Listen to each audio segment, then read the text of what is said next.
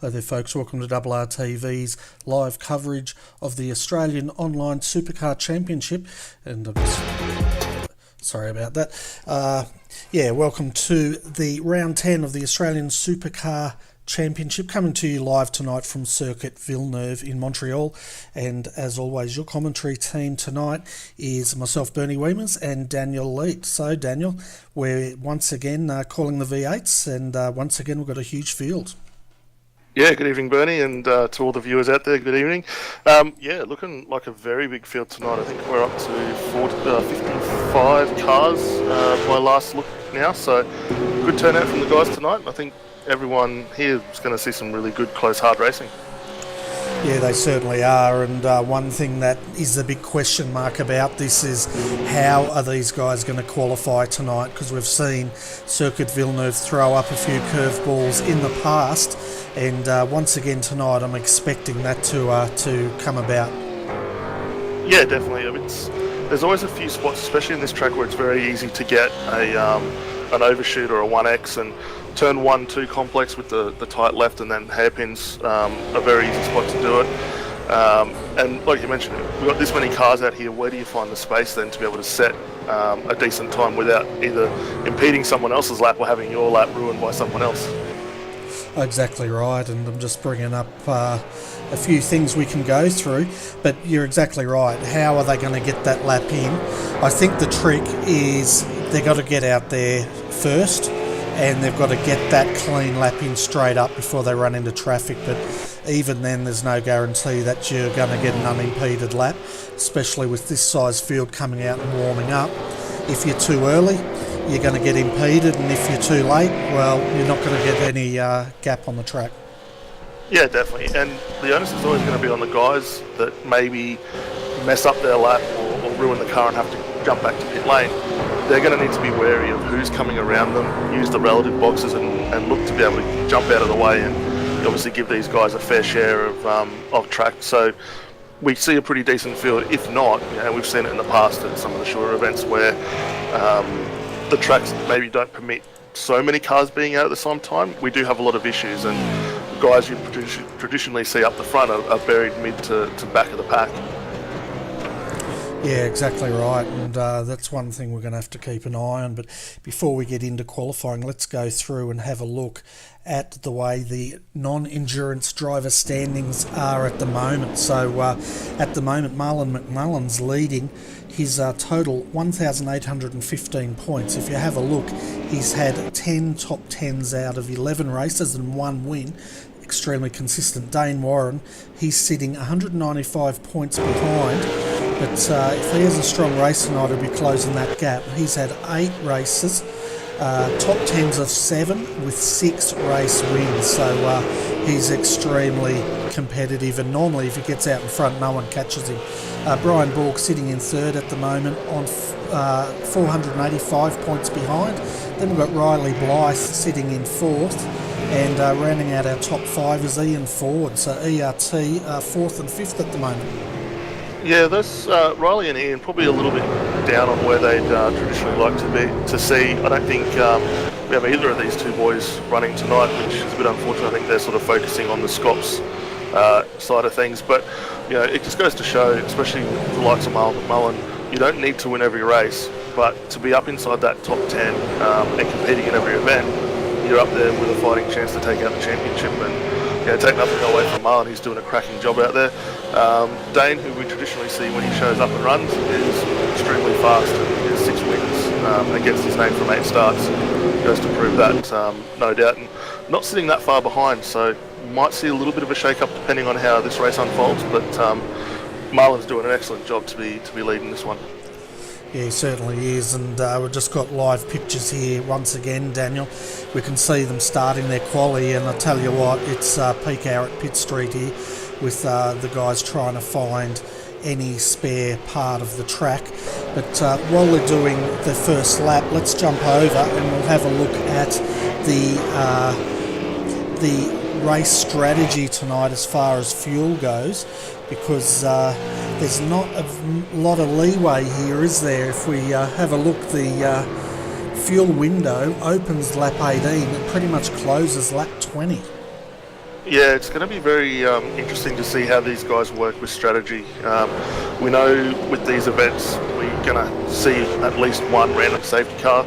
Depending on how the guys get through opening lap, we may see an early safety car called as well. But like you said, between lap 18 and 20 is effectively the fuel window, and it's going to be very difficult to get all these guys into pit lane, get a service done, and get back out. And I don't think we're going to see the use of undercutting that we traditionally see at some other events, but depending on where this safety car falls, the guys may be able to potentially even turn this into a two-stopper and not be that disadvantaged. Yeah, well that's it, isn't it? Because we will get a random safety car. I think we could almost be guaranteed to get a safety car at the start of this race as well, trying to get 52 V8 supercars through that first chicane up there at Senna Virage or whatever it's called. But tonight, folks, total of 38 laps will be the race distance, or 148 kilometres. They have one mandatory stop they have to do. Now, as far as incidents and fast repairs, Daniel, are you across that? Definitely know we got one fast repair, and I believe the incident limit is 15, but don't hold me to that. I know they will be doing post-race race review as well, so they don't have a live safety car or live race control that we would traditionally see in the endurance side of things. So if there are any issues, it'll be as it played on the track, and then the guys will review that post-race as well. Yeah, so that'll be something that will be very interesting post-race, that's for sure, if there are any reviews, as we see the number 17 there getting it all crossed up, and that's going to spoil his lap. But the 88 Brenton Hobson has gone through. At the moment, Hobbo's got a good lap in, 1:35.531 sits him in third, and he's going to be happy with that, because when we spoke to him before the show, he was talking about possibly starting from the pits if he didn't qualify that well. Yeah, definitely. And at the moment, looking at his lap times respective, is about 0.7 of a second off what we saw in practice earlier on, as Dane Warren just jumps up to the top there on a 34.4, so that's a blistering lap there from Dane. But like you said, he may start from the back depending on where he goes, but given he's in the top 5 so far, I'd definitely expect to see him taking his spot on the grid at the end of this. Yeah, and in the time you spoke, he was pushed down to 4th. So at the moment, your provisional top 10, folks: Dane Warren, 1:34.446. Luke Harvey. We're keeping an eye on Brenton here, and as you can see, we're talking about this now. 52 cars out there, very hard to get a lap in. I think this one got ruined by a bit of extra traffic there, so we may see him abort, look for a little bit more clear room, or press on with this one and hope for a better one next time by. Yeah, I hit the wrong button. I was going through the top 10 and I hit the wrong button and you didn't hear me talking. But yeah, your provisional top 10, folks: Dane Warren is in provisional pole, Luke Harvey second, Riley Blythe sitting in third, Brendan Hobson down there in fourth, fifth Jason Bentz, Mullen McMullen sitting in sixth at the moment, with Brett Loxton seventh, Brian Borg eighth, Daniel Williams ninth, and Adam Hyland rounds out your provisional top 10 at the moment. Yeah, we've got a fairly decent spread at the moment. That top 10's got about a second and a half spread in times, and a lot of that's to do at the moment with how many cars are physically on track and where they're able to find that little bit of lap time. But I think we're going to start seeing the times slowly compress a bit now, and it looks like Ian Ford's managed to jump himself into this one as well and bumped up to third, only a 1/10 of a second behind Luke Harvey there. Yeah, we can see Luke out there at the moment in the Ace Tennis. Oh, when he got clouded, well, he clouded the 888 who spun in front of him, and the 888 was Kyle Stokes, so that ends their quali. But I reckon while the guys are out there sorting themselves out, trying to find open track, why don't we cross over to Nick Hausler for his usual lukewarm lap? What do you reckon? Should we do that? Definitely.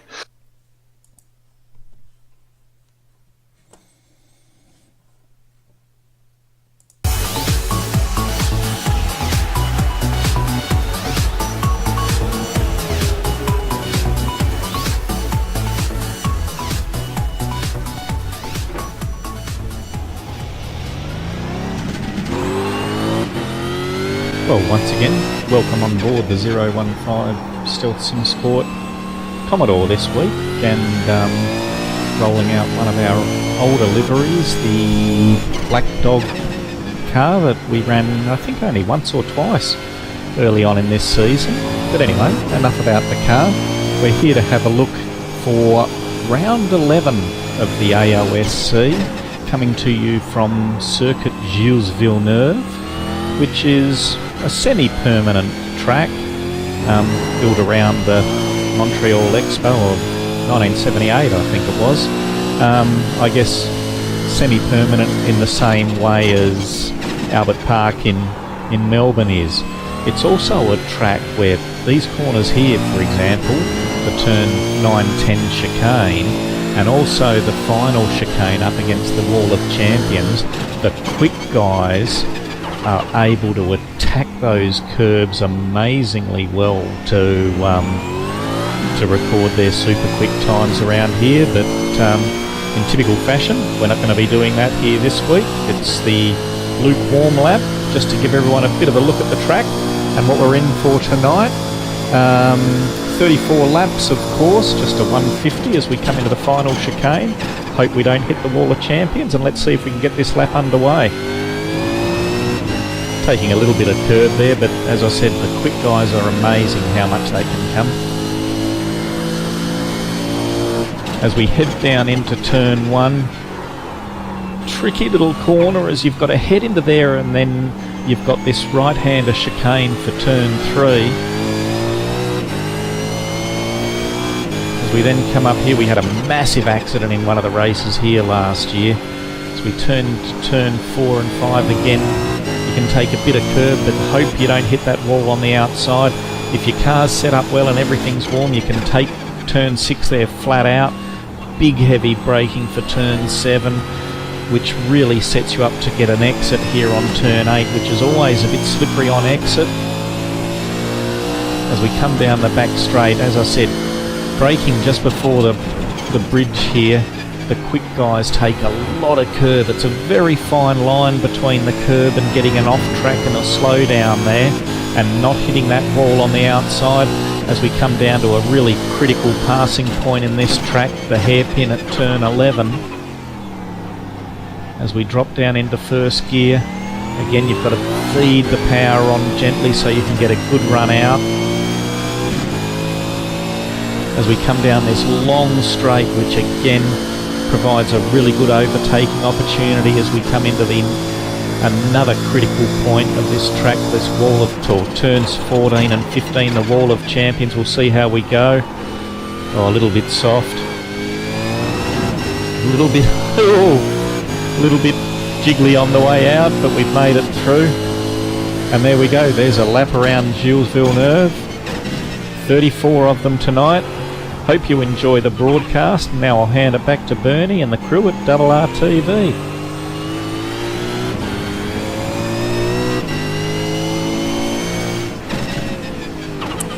Go, folks, that was the not so lukewarm hot lap, whatever you want to call it, with Nick Hausler at the wheel there, and doing a fantastic job as he always does.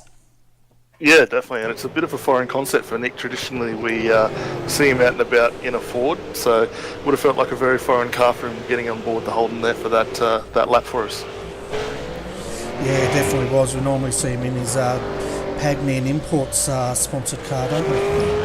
Yeah, definitely, and that was one of the old retro liveries, as he mentioned, that we used to run there, and probably just hasn't got around to updating it with the new Pagnian one, but no doubt if he does jump back in that car for the next lukewarm lap, hopefully he should be running the correct livery.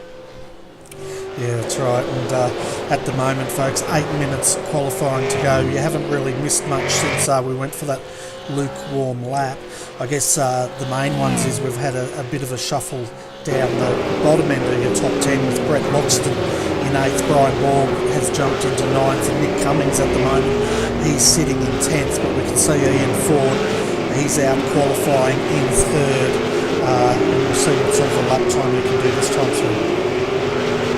Yeah, he's doing a really good job. He obviously wasn't in for practice earlier on, but come out setting a really good lap time, and think he'd be looking for that little bit extra time that he needs to get up on board with Dane, but that could also be something to do with the setup. Maybe Ian's sort of targeting more of a longer race strategy, so it might come in a little bit further on, whereas Dane's obviously going the outright speed at the moment. And he did a 1:47.803, so that didn't help. But yeah, you're right, Dane is going for outright speed, but he generally does, doesn't he?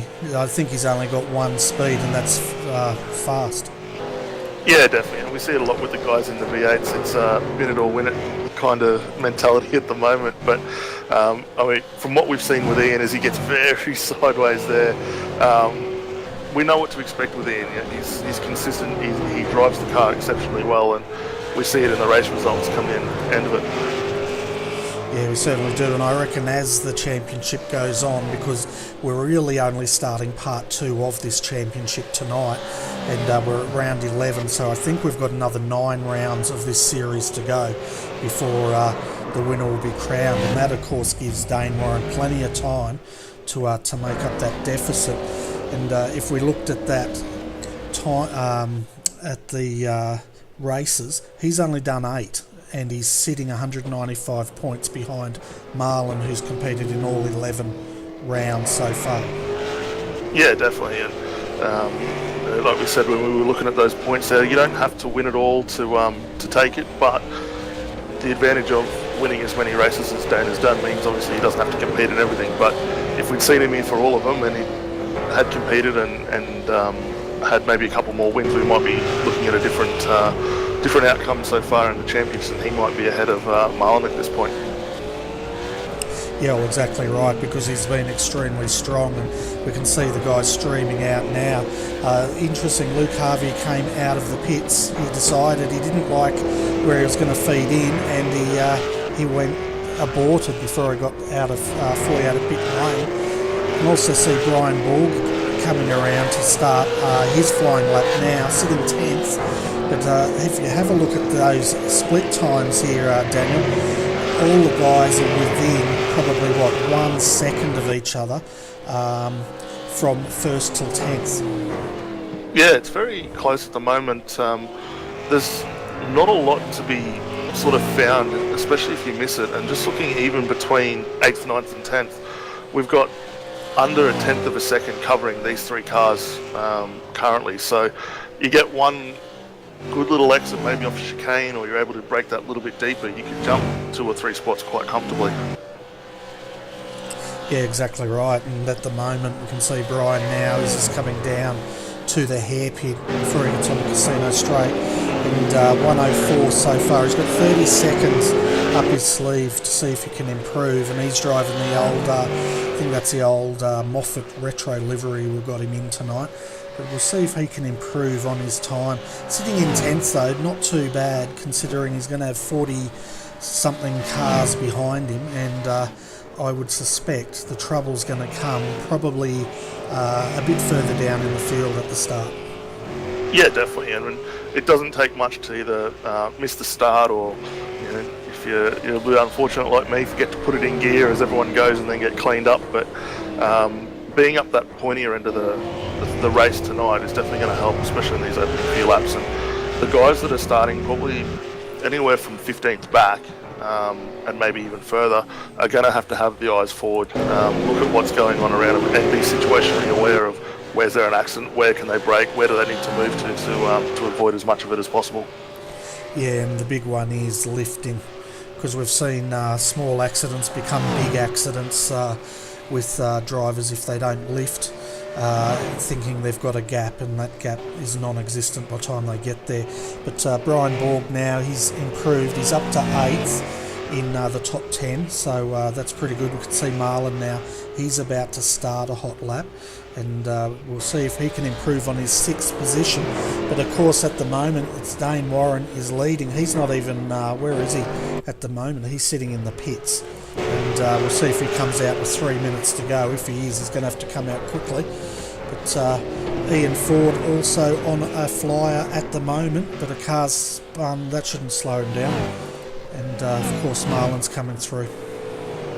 Yeah, definitely. I'm just keeping an eye a little bit further back here at Daniel Williams just sitting outside the top 10 in 13th, and he can pick up a couple of tenths here. He could be looking at getting up into that sort of second half of the top 10, which would be quite good for him and give him a bit of a chance to sort of battle up with his teammate and Dane as this race progresses.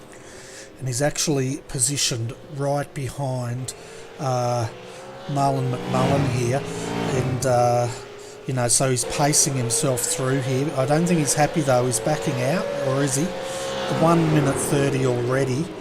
He's done, so he's going to have to go for another flyer after this, I'd say.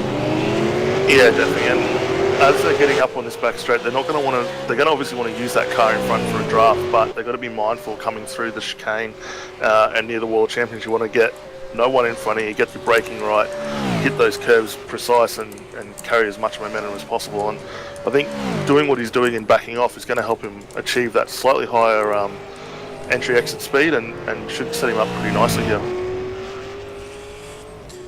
Yeah, definitely will. We can see now Daniel having a run at it. Well, let's see what he does. Sitting in 13th at the moment.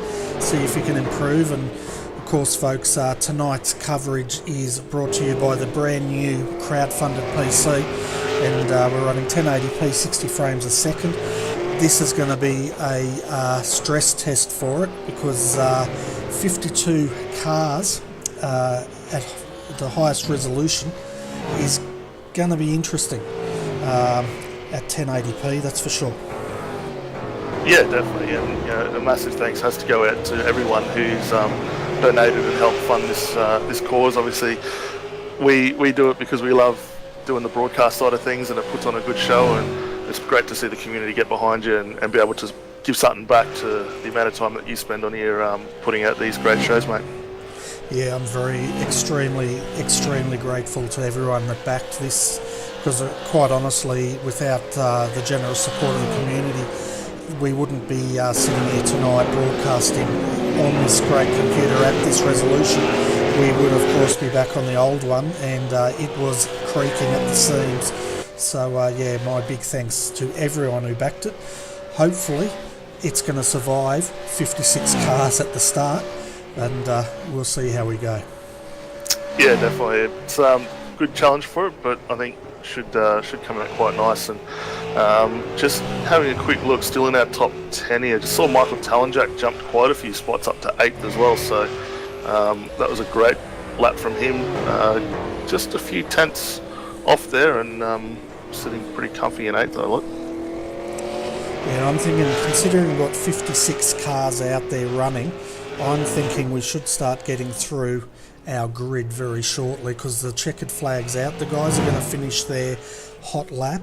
I don't think it's going to change that much, so I think we're fairly safe to start. What do you reckon? Yeah, definitely. A lot of the top 10 and top 15 at this point have all brought the cars back in the pit lane, so probably a good chance to start getting through these cars now. So let's have a look at the way the field's lining up tonight, so you can see where your favourite driver is going to start. So Dane Warren, he's going to start out a pole with a 134.446. Luke Harvey, he'll start in the front row next to him out of second. In the second row tonight we have Ian Ford starting in third. Brenton Hobson will start out of fourth. On the third row in fifth we have Riley Blythe and Brian Borg. He's going to start out of sixth tonight. Out of seventh, Marlon McMullen, then Jason Bentz will start out of eighth. Starting in ninth, Michael Talenjak, he's joined next to him with Brady Mayers. Brett Loxton will start out of 11, and rounding out your top 12 is Nick Cummings. And in 13th tonight we've got Daniel Williams, who'll be lining up next to Thomas Hinz in 14th. Adam Hoyland will start out of 15th. Lining up next to him is Henry King. In 16th, Mark Samuels is 17th tonight with Pete Sadler in 18th. Then we've got Matt Clowett in 19th, followed by Jaden Pruden. Oh, I hit the wrong button. Oh dear, I've got to go through. Hang on, folks. That's all right. 21st tonight. Oh, actually, we missed one. Daniel Trims jumped up to 20th here. 21st is Jordan Pruden. James Scott is in at 22nd tonight, followed by Nathan Tregarthen and Thomas Curran in 24th. Paul Preston's in 25th with Gene Fiddles and Justin Wallace just behind him in 27th. Jacob Knight is 28th tonight, followed by Jamie McKnight and Kyle Sloggett in 30th. out of 31st tonight's Paul Tajavara. Then we've got David Kinmond, he's starting out of 32nd with Matt Lepoidovan starting behind him in 33rd. 34th tonight is Kyle Stokes. Then we have Peter Derrick out of 35th and Tony Gaffer 36th. Out of 37th tonight is Duran Nakora. Then we have Cody Traynor, followed by Steve Varga in 39th. Christopher Kessie, he'll start out of 40th. Out of 41st is Dylan Carroll, and your top 42 is Robert Bowden. In 43rd tonight, we've got Matthew Norris, followed by Connor McCluskey-Young in 44th. Zach Raditz is 45th tonight, followed by Daniel Stevens and Brody Whitmore in 47th. Troy Allen, he'll be starting tonight from 48th, followed by Tommy Hadarin. Cody Bircher and Andrew Johnston will be 50th and 51st. And the guys who didn't set a time tonight, we had Brenton O'Brien, who I think has just actually left the server, Tyson Williams, Josh Cook, Mark Turner, and Liam Kerr. Yeah, so once again, folks, a massive field. Potentially up to 55 cars we'll be taking to the start here, and we'll have a look from the blimp cam. You can see Dane Warren, the pole sitter, up the front there, but yeah, having a look at the blimp, how far back do you think they're going to go here? Well, I've just jumped back to Andrew Johnson, who was the last car to settle up back here in 51st, and he's starting in the middle of the final chicane. So the guys are a fair way back now. They certainly are, and we can see them streaming down there. I think I'm following 55 cars on my screen, so you may not see some of the ones up the back. Yeah, it's definitely a long train we're going to have here tonight, so we need to have all these guys with the eyes on and paying pretty close attention to what's going on around them, I think. Yeah, definitely. We can see them all queuing up and trying to get there's a good shot of the crowd on their feet waiting for the race to start here. We can see the drivers now just waiting for starters' orders, which we're under now. Revs will be rising 150 k's or 38 laps around here tonight, folks. Hold on to your hats because it's about to go wild as we see them now. Smoke pouring out from the wheel spin. Dane Warren got an awesome start there. So did Luke Harvey on the inside. Brenton Hobson's caught up, and we've just lost one of the cars into the wall.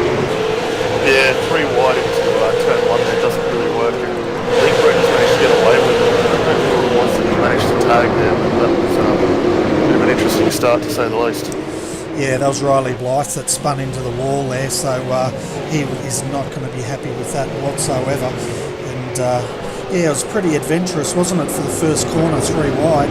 You can see further back at the moment, it's the guys are behaving themselves, but it is a bit hairy. Yeah, definitely. I'll just jump back here to 16th with Henry King. He's got Pete Sattler right behind him, I think it was, and there's a few cars going pretty heavy into braking here, so guys are doing a pretty good job to sort of avoid all the action. Yeah, I saw one of the Kiani cars go into the wall very, very heavily, and no doubt that'll be the end of that person's race. But at the moment, Dane Warren doing what he does best, and he's just leaving them all for dead. Luke Harvey, he's sitting in second, he's going with him. Big gap back to Jason Bentz, and that's because of that incident. Then we've got Brian Borg in the retro livery. Brenton Hobson, he survived that, now having a look on the inside. And of course, folks, he will be uploading his stream of this race in a day or two, and just go to youtube.com Hobbo88 to check out all the in-car action. But Brian Borg there, he slowed down. He must have got a slowdown penalty. Yeah, I think he maybe took a bit too much curb there and got the dreaded slowdown penalty, which is not what you want to see, especially this opening lap, and that's going to drop him well down the order now. Yeah, Brett Loxton also got a slowdown penalty, and he's sitting in 19th now in the Kimi Rural Fence in the sponsored V8 Supercar. But I tell you what, wouldn't it be hairy getting a slowdown with this many cars? You'd feel like you're about to get run over. Yeah, definitely, and that slowdown for Brian there, that's actually dropped him back into 14th position. He was 10th. Actually, he was running up in second or third there. We sort of get that across the curb, so he's dropped a long way back after that. Yeah, we're riding on the nose cam with him at the moment, and the car he's closing in on is Adam Hyland in that Downer sponsored I don't even know what it is. Is that a Holden? I can't tell the difference these days. Yeah, it's one of the retro Holden Commodores from back in the day, which looks pretty good on the new body shape. But Ryan's going to have a lot of work to do to start making his way back up to the front of this field again. Yeah, I'm just turning down the sound a bit, folks, because I'm not sure if you can actually hear us. We're being drowned out pretty much by 52 V8 supercars, which I think sound beautiful and probably sound a lot better than our tones. But let's have a look at our top 10 as they stand. Dane Warren, he's leading Luke Harvey. The gap, 1.3 seconds. Looks a lot less than that. Marlon McMullen, he's sitting in third at the moment with Brady Mayers in fourth. Nick Cummings sitting in fifth. Daniel Williams, sixth. Henry King is in seventh at the moment. And then we have Michael Tallenjack in eighth. Brian Borg is now up to eighth. And Thomas Inns ninth. Mark Samuel is 10th. Yeah, I'm just going back. We missed a pretty big crash here. Who was involved with that? Brenton Hobson, Jason Benson, Riley Blythe, all going through the final chicane there. And looks like Jason's actually escaped back into pits. Brenton Hobson's got a fair bit of damage on that car as a result. You can see the other car and what happened to him, but yeah, Jason's back in pits and his night's kind of going from bad to worse at the moment. Yeah, we're just having a look at this replay. We had Hobbo going too wide into that corner. Let's see if we can get a wide view of this. Yeah, that's a good angle. So you can see Hobbo there on the inside launches it and just collects the car. And what are they going to do? Are they going to hit the wall of champions? No. Oh boy, right up on two wheels there. Yeah, huge accident there, isn't it? So we didn't get a very good camera view of it, but the result was all three cars into that fence. Yeah, and Riley Blythe there was the unfortunate party in that one, sort of well behind those two when they made contact. And as a result, managed to get put into the wall and come down to pit lane for a repair. Yeah, we're going to have another look at this from a different angle here, folks. So we can just see here, too wide, the Walking Dead car. Well, that's a bit of an omen, isn't it? Yeah, they were just riding the curbs, weren't they? And the 100 pretty much had nowhere to go, turned Hobbo around, and then Riley Blythe, the victim there, had absolutely nowhere to go and clouded the wall. All three of them. They won't be having a party after that. No, not at all, and I'll have to keep an eye on where Riley actually filters out from that, but it looks like he's back here in 42nd, so a long way off the pace after running up there in 4th or 5th, I believe it was at the time. Yeah, so it's getting mighty interesting out front. We've still got Dane Warren, he's trying to gap Luke Harvey. Luke's going with him. Mullen now pretty much up to third because everyone around him's pretty much just running into each other, not taking anything away from Marlon because he's a damn good driver, and he's going to be rubbing his hands, isn't he, because he's been gifted a lot of points tonight. Yeah, definitely. Just watching a few of the guys that are making their way up, obviously Brody Mayers up here in 4th, started out at 10th, so coming through the field quite nicely. Nick Cummins from 12th to 5th at the moment. Daniel Williams, who we spoke of in qualifying, is up from 13th to 6th at the moment. So a few guys starting to make their way forward.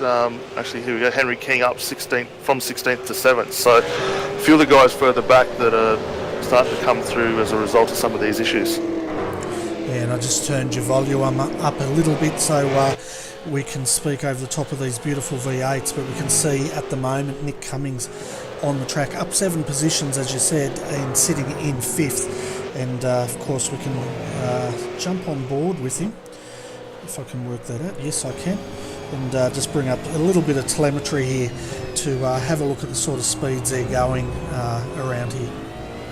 Yeah, and it probably give the viewers a really good understanding of where these guys have got to look to start using the throttle and how soft they got to be to stop these cars breaking into wheel spin. And especially up in this point here through the chicane, they're braking really early around the bridge to try and tuck that nose in and get both left and right through the chicane. But coming out, you've got to be very gentle on feeding that throttle in so you don't light the rears up and walk the rear of the car into the wall. Yeah, we can hear that as he comes down into the hairpin first gear.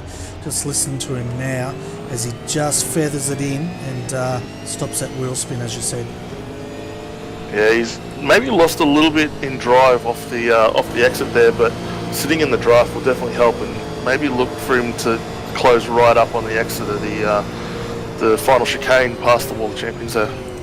Yeah, and he topped out at around about 270 kilometres an hour as Brady there had a bit of a bad run coming out, but Nick's just sitting in there, biding his time at the moment and driving a sensible race. As I say that, he goes on the inside, too wide, and is he going to do it? No, he backs out of it. Yeah, a bit of a hard position to sort of come from that one, especially taking the inside through the left of turn one, but some people, if you can get it right and maybe back out a little early, you get a good draft, but I think he's just sort of setting up at the moment to work out where he can and can't get past Brady in front of him, and we should see him move on in a couple of laps, no doubt. Yeah, he's just being extra cautious, which I think is a wise move around Villeneuve. You've got to attack this track with the caution that this track sort of commands, because it's quite treacherous, and especially in a V8 supercar. Yeah, absolutely, and just jump back quite a ways now down here to 21st position with Jordan Pruden. And, this would be great for the viewers to see just how congested it gets with all these cars. We've got four in a good little battle group here. Who we've got? We've got Jordan, Gene, Tyson Williams going up the inside, Ian Ford back here as well after his issue early on at the start of the race, and it's a good little battle pack. Yeah, it's like chalk and cheese, isn't it? Back here, it's absolutely mental. As we can see, looking out the gearbox, you've got Whitmore and another car trying to get past him, and yeah, look at that. He's oh my goodness me, I'm having heart palpitations just watching this. Yeah, well, we saw there Gene get a little bit sideways, middle of the hairpin there, and that let Brodie Whitmore get through, and looks like we got Paul Tachvara going up through the final chicane as well, so get a little bit of wheel spin there, you can drop well back and really affect that run on the final straight. You certainly can, but one thing it does demonstrate, as you said, is how busy these guys are. As we can see, one of the next level racing cars off on the infield, just trying to get a number there. Not sure who that was. I think that was the 035, that was Nathan Tregarthen, so he's dropped back a fair way. He was running in 17th, I think it was at the time, and a bit of a spin's dropped him back. Yeah, we can see another car there, two West End Mazdas going side by side. I have a feeling one of them had a slowdown and they parked next to each other, which is pretty much, that was Whitmore and Pruden, I think, as we've got another car in the background in the wall, and I'm not sure who that was. White and purple was the colours. Yeah, I don't catch that car. I'm not sure if that was Justin Wallace, who's a little further back, but yeah, it really gives the viewers a good understanding of just how busy it is here, and the difficulty these guys are going to have, especially in these cars, trying to make every possible move and get further forward there. Yeah, the 12 just got tapped by the 890. The 890 backed out of it, but that's 12. Whitmore's in the side of Preston, banging panels as they come up Casino Straight. Tell you what, these two are racing for sheep stations, one could say, and behind them we've got them 1.3 wide. That's Fitters, Preston, and the 067 Next Level Racing, Paul Tarjavara, has been spun, and he got clouted by his teammate. Yeah, it's pretty crazy crazy racing back here, especially with every man and his dog trying to get what little spot they can, and every point that they can take in position is definitely going to help for that championship. But got to be a little bit careful of where you can do it, as to not ruin the races. And we see the outcome there with Paul getting a turnaround. Yeah, we're just having a look at that, the PRA team, and the 890 just got into the side of him there, turned him around, but his teammate in the 012 coming through, and 014, sorry, and just clouded him. So Next Level Racing boys, they're a pretty close team, but I don't know if they'd want to be that close. No, not at all. It's not not what the boss will want to see with the cars running into each other, but I think they'll just settle down now, get back in line and start working their way forward. And most of these teams, or especially some of the bigger ones, will all have their drivers in a TeamSpeak or Discord channel, and they'll help manage each other through, and hopefully we shouldn't see a recurrence of that issue. Yeah, I'd say not. And it was getting pretty hairy back there, but that's what it's like, isn't it? Midfield to the back of the field. That's where all the action generally is, and where the guys are really earning their money. Because, as I was saying, they race for sheep stations back there, and they race pretty hard. Where if you're up the front, you can get a bit of a gap and get into a bit of a rhythm. Yeah, definitely. And speaking of gaps and rhythm, I mean, if we jump up to the race leader, Dane Warren here, 4.5 second lead at the moment over Luke Harvey, working his way through a bit of lap traffic we saw at the start of this lap, and really managing the pace. The lap times he's putting in are about a couple of tenths quicker than what we're seeing from the guys behind. But looking after the tyres, making good, educated passing moves, and just showing how easy it can be done. Yeah, we can see now Dane's coming up to some traffic already, and this is going to be the risk for him, I think, tonight. One of the big risks is getting involved in an incident as he's trying to get through this traffic, which of course now he's going to find himself extremely busy, because really once you get in this traffic, you're going to be in it for most of the night. Yeah, absolutely. And just in front of Dane at the moment, we've got Nathan Tregarthen, who's probably got a slowdown just after getting through that final chicane there, and lets Dane through pretty comfortably. Who else have we got there? Was Matt Cloud, I think it was, just in front as well, and Matt will be pretty open and let him come through as he closes up on the back. Yeah, we can see Luke Harvey now. He's just getting past the 17, and just trying to get a number here. We've got so many cars here, folks. It's so hard to keep track of everything. That's Cody Trainer, and Cody just steps aside now and lets Luke Harvey through. Of course, Luke's on a mission to try to close down Dane, but that gap now 5.3 seconds, and then it's another 5 seconds back to Mullen McMullen. Brady Mayers is having a good run there, sitting in fourth, and Nick Cummings, another strong drive by the hyperstimulator entry for Team TTR, and he's 2 seconds down from Brady. Yeah, I just caught a glimpse of Adam Hoyland here. I'm not sure what's gone on, because he's maybe had a bit of netcode and dropped off, but he actually had that car sat on the roof and brought it back to pit lane and going well down the order, but I can't see what's actually caused this one. Yeah, well, I'm having a look at the moment. He's actually sitting up on the side, and he's wedged between the two barriers here. Is that what you're alluding to? Yeah, it's a bit of a weird one. I'm not there's nothing on the replay from what I can see as to how that's happened, but he's certainly not going to get that car recovered in that position. So, somewhat surprised he hasn't just escaped it back to the pits and taken the tow. Yeah, well, he's been sitting there for a while, hasn't he? And we'll have a look. Well, let's have a jump in here. This could be fun. That's what it looks like, folks. He's having a good view of the outside of the circuit. Yeah, that's a very interesting one. I'm not quite sure what's going on there, but we'll hopefully see him jump out there and maybe get back underway pretty soon. Yeah, they're probably trying to work out how to get the crane there to extract him out of that tight position. We can see, we better go back to live pictures, hey? I was basically commentating on the replay, but we can see Luke Harvey's now cleared the 17, Mullen also out in fresh air. And the guys are pretty much settled up the front here, just trying to go back deep here in the field to get some more action. And we can see there Jacob Knight in the 24. He's currently sitting in 20th, and he's up 8 positions.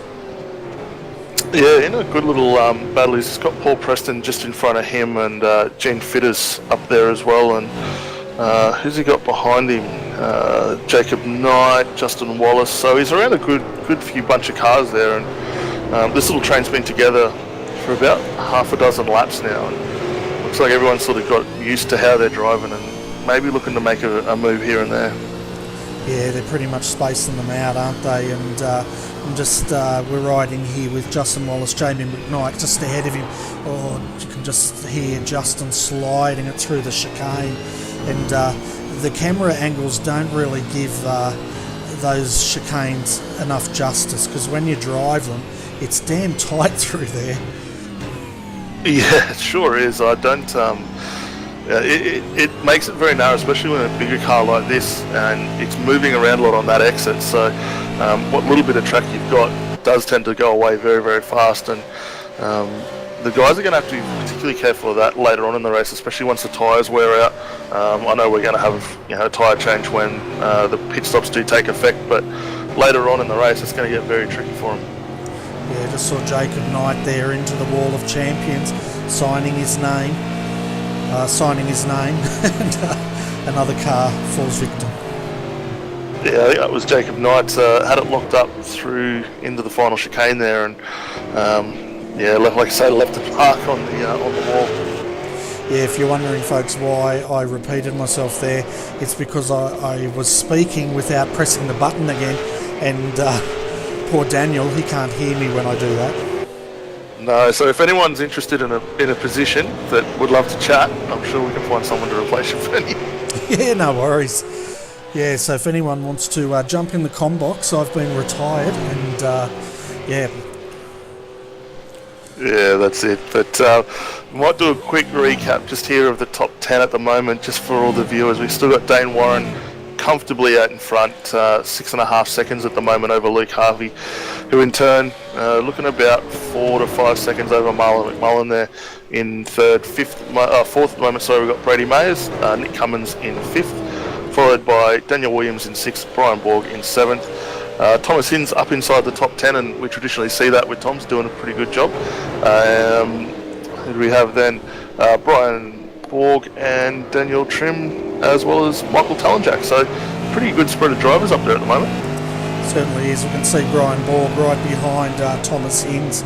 At the moment they're fighting for that 7th position, and we'll stay with this battle for a bit, folks, and see how it irons out. But of course Thomas is backing up tonight. He was in the trucks last night and having a great run. He was running the NASCAR truck around Moport, and that probably would have been a good practice for getting in a V8 supercar, although a V8 supercar's probably got twice the amount of horsepower. Yeah, definitely, and you don't have the weight in the rear too that you would with a V8 compared to the truck, but is a good chance to get to learn them, to drive anything really. We're kind of very lucky with this sim, we've got so much option, but big driving style change for the truck versus the V8 supercar, definitely. Yeah, and a bit of a shout out there to Edward Foster. He said he'd jump in and commentate, but his throat's still sore because, of course, he was with me last night calling the trucks, and did an awesome job, I tell you what. And anytime, Edward, you want to jump up here, mate, the seat is available for you. Yeah, definitely, and we're getting a lot more guys now that are starting to come on board and have a crack at this broadcasting again. It's not as scary as everyone thinks, and a lot of fun. Obviously, most of our guys probably traditionally love to be out behind the wheel and having a crack in the cars, but certainly good fun being up here as well. Yeah, it gives you a different perspective than you do when you're racing. I always tell the guys, when you're actually out there driving, you really blink it and you only really see probably 50 metres in front and behind you, and you don't know what everyone else is doing. Jump in the comm box, you're pretty much going to get a very wide angle view of what all the teams are doing, strategies, and a lot of the guys are surprised. They actually do enjoy it when they give it a go. Yeah, definitely. It's like I say, it's a big eye opener just to sort of appreciate it from the other side of the fence. But take nothing away. We still love racing, but we love this as well. So, but good fun. Certainly, as we were riding with Danny Trim at the moment, up 11 position, sitting in 10th. He's got Michael Talenjak, I think, just in front of him, and they're battling it out. So, as you see there, Danny just correcting that slide. Yeah, it's one of these things. The tyres are now starting to get a bit worn. We mentioned earlier in the broadcast, pit window's going to start opening pretty soon, between lap, I think it was 18 and 20. So tyres are probably getting towards the end of their life, and the slides are going to be a little bit more than what we saw earlier on. But the guys can still tweak with a bar here and there in the rear, maybe move the brake bias a bit more to sort of help that rear end get to the end of the stint. But it's going to be interesting to see how these cars start to change as this race goes on for them. Yeah, it certainly will be, and bear in mind, folks, the numbers, the pit window tonight, extremely tight between lap 18 and 20. But of course, if we get that random safety car, it's all going to go out the window. We're at lap 14 at the moment. We can see Brett Loxton. He's pretty much recovered back to 11th position, and he's on the back of Danny Trim at the moment and trying to move forward. Yeah, and surprisingly, when you see these battles start to form up, it does get very hard for the guys to start working their way forward. And we saw it a little bit further down with Gene Fittis and Brodie Whitmore and them. Those guys sort of stalled a bit once they got up to the back of each other, but seems to be sort of happening very similar here with Michael, Daniel and Brett at the moment as well. Yeah, exactly right. They sort of get into that cluster, I guess you could say, and start battling it out. As you see there, Danny just lighting up the rears, and you see just that little bit of wheel spin. All of a sudden, Brett Loxton has got the inside into the hairpin, and he should make this stick. No, he doesn't. Goes in too hot, and he gifts that position back to Danny. And we're under caution. Oh man. Now I'm feeling like I'm cursing everyone. I should just shut up, shouldn't I? No, not at all. I think this will be. This is definitely going to open up the racing to what we see. We know we're going to get one safety car here. Now the guys come down to what do they look at doing? Do they maybe run it to the edge of the safety car window to extend that fuel burn? Do they come in a bit sooner? I don't know. It throws the cat amongst the pigeons, doesn't it? Yeah, it certainly does. And my co-commentator from last night wants to add a correction here, folks. V8 Supercar has 650 horsepower. The NASCAR truck, 700 horsepower. So there you go. I was underestimating the power of those trucks. That's all right. Still good fun. It's a big learning curve going from something that traditionally loves to go around a left-hand corner to setting it up to go left and right, as we'd see here with the road racing side of things. But to the guys that are able to do it and understand those setups, it's a big advantage. Yeah, it certainly is. And if you didn't see the coverage last night, folks, and you like your NASCARs, go and check out the replay of the Thursday Night Thunder, as I said, Moport. Awesome race it was. The guys did a fantastic job turning on a great show, and it was extremely entertaining to call. But getting down to the business of tonight, it's going to be interesting, isn't it? We're at lap 15 now. They're just outside that pit window. So what do? Do you take it while you can and do a splash and dash later, or are you going to just stay out and run your strategy? Yeah, that I don't know. It's really going to play into the hands of the guys who are very delicate on the throttle, able to save the fuel and do what they can with it. I know we've seen some previous races here. I think it was in the V8 Scops last year, a battle that came down. I think it was Jared Filsell and Ian Ford, if memory serves correct, where they went right to the wire, saving as much fuel as possible, and just crept home in the end. So it's good to see the guys start to work the strategy, and that looks like Dane Warren's coming in for his stop now. So we'll have to keep an eye on him and see how he plays this one out at the end. Yeah, Dane Warren's in, Luke Harvey's in, Marlon McMullen's followed him, so has Brady Mayers. Nick Cummings has also come in, Daniel Williams. Well, I could go, but it looks like we've got a cast of thousands. They're all deciding to come in all at once, and I think that's because Dane probably called it. Yeah, definitely, and I think that's the smart move too. I mean, you can stay that a little bit further, but you'll gain a little bit of track position now. You'll lose it the minute you come in for a stop. Probably the big advantage to this is it's going to help the guys that did go a lap down earlier on with those issues. They'll recover that lap, come back in. It's a longer lap under yellow, so they should jump back on the end of this train once it's all said and done. But I think as Dane came in, it sort of prompted pretty much everyone else to follow suit. I'll tell you what, the winner out of that was Brady Mayers. He came out in second position. So a lightning stop there by Brady, and we will get you those times very, very shortly. But Dane Warren just got out in front of him, as we see Rd10 now just pulling up. I think he got a slowdown. Yeah, I'm not too sure what happened there, but as you mentioned, Brady Mayers had a great stop. Just looking quickly at the numbers here, we're going to have to keep an eye on how he goes on fuel. His total stop was just under 3 seconds shorter than what we saw with Dane Warren, so may not have as much fuel in the tank here. Yeah, it'll be, well, I think what he's doing is he knows he's going to have to do a potentially another pit stop towards the end.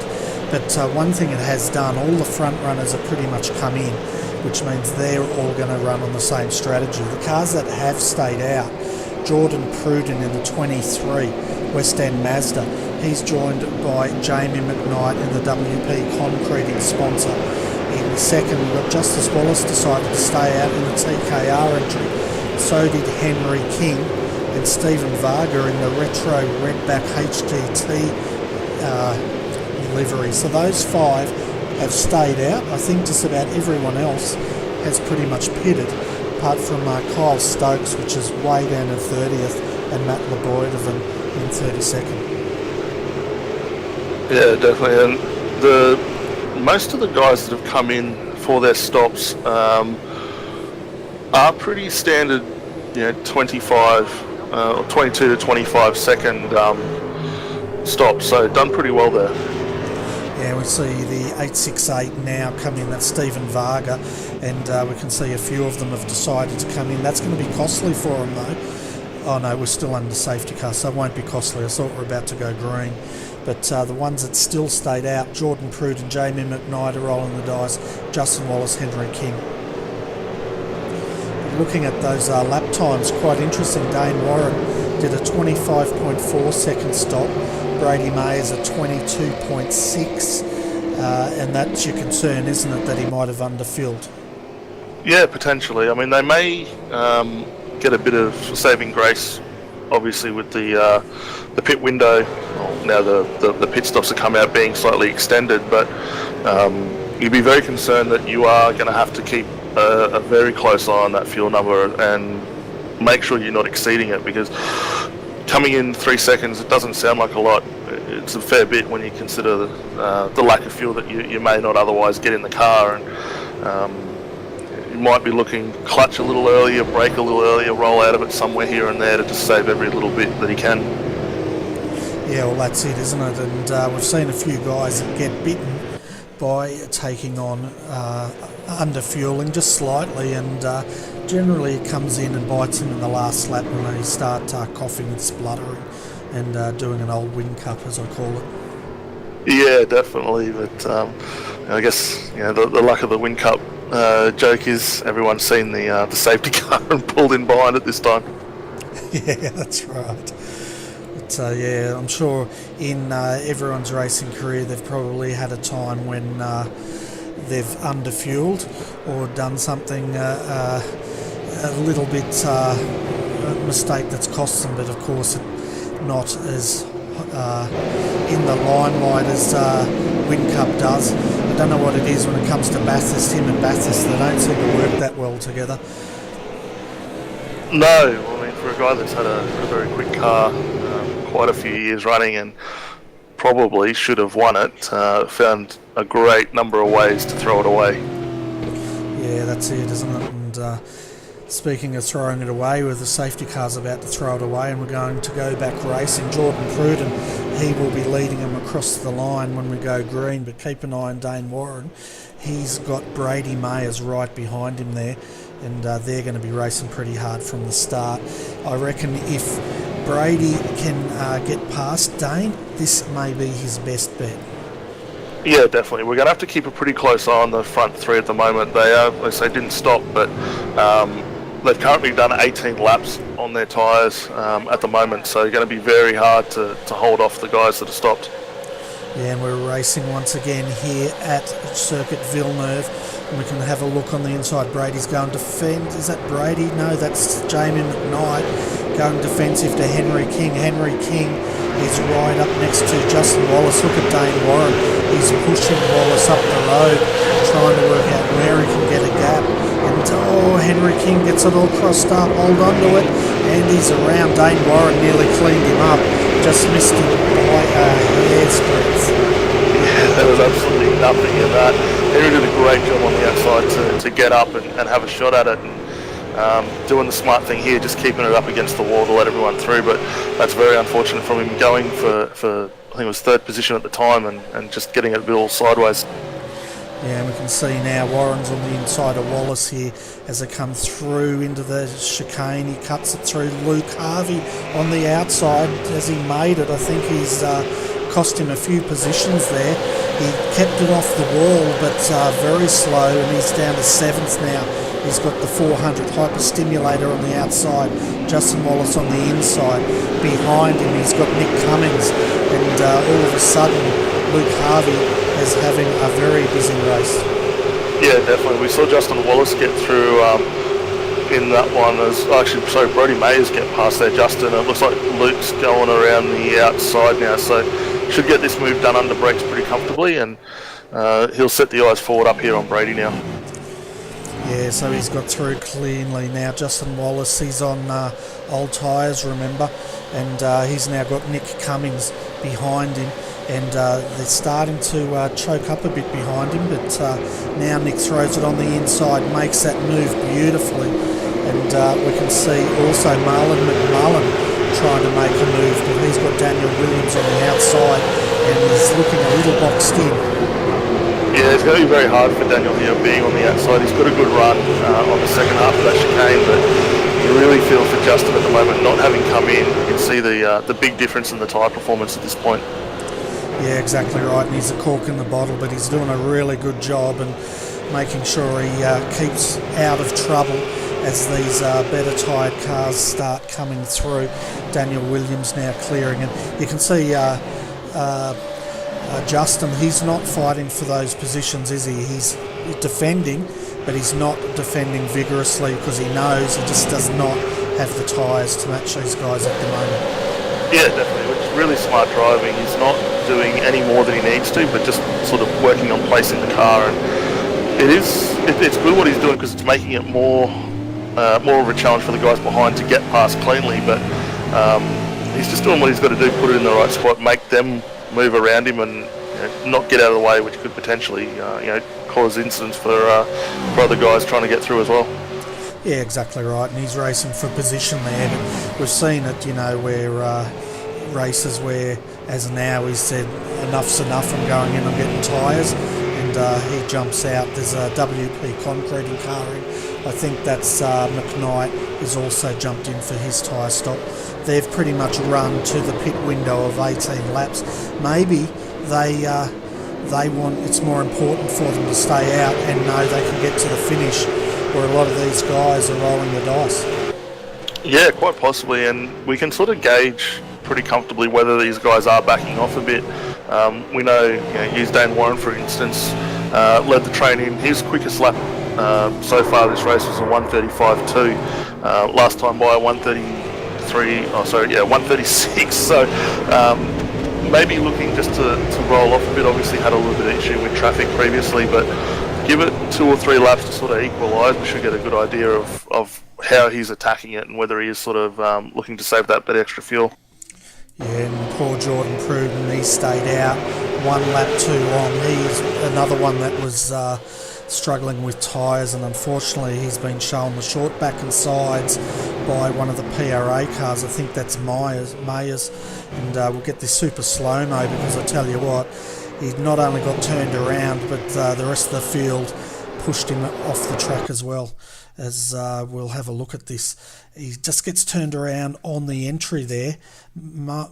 Brady had the line, but he didn't have the overlap, and he's just spun. We can see Pete Sattler, we'll get to him in a moment, but then into the 400, had nowhere to go. But check this out, Daniel, if you've got the super slow-mo. Pruden's pretty much stopped at this point after the turnaround, and he's about to get the short back and sides by, I think it's Marlon McMullen, who pretty much then finishes him off and spins him off into the infield.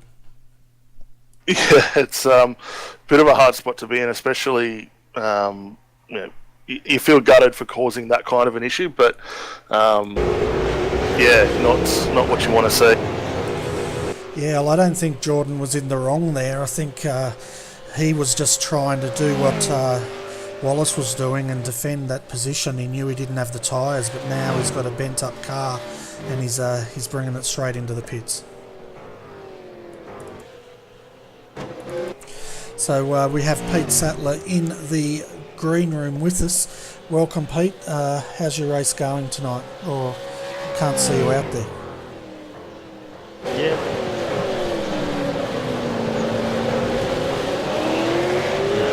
Running around there for a little bit of experience, or just to run basically after that, because I put it in my wall all by myself on lap coming out of the hairpin, so it was all over.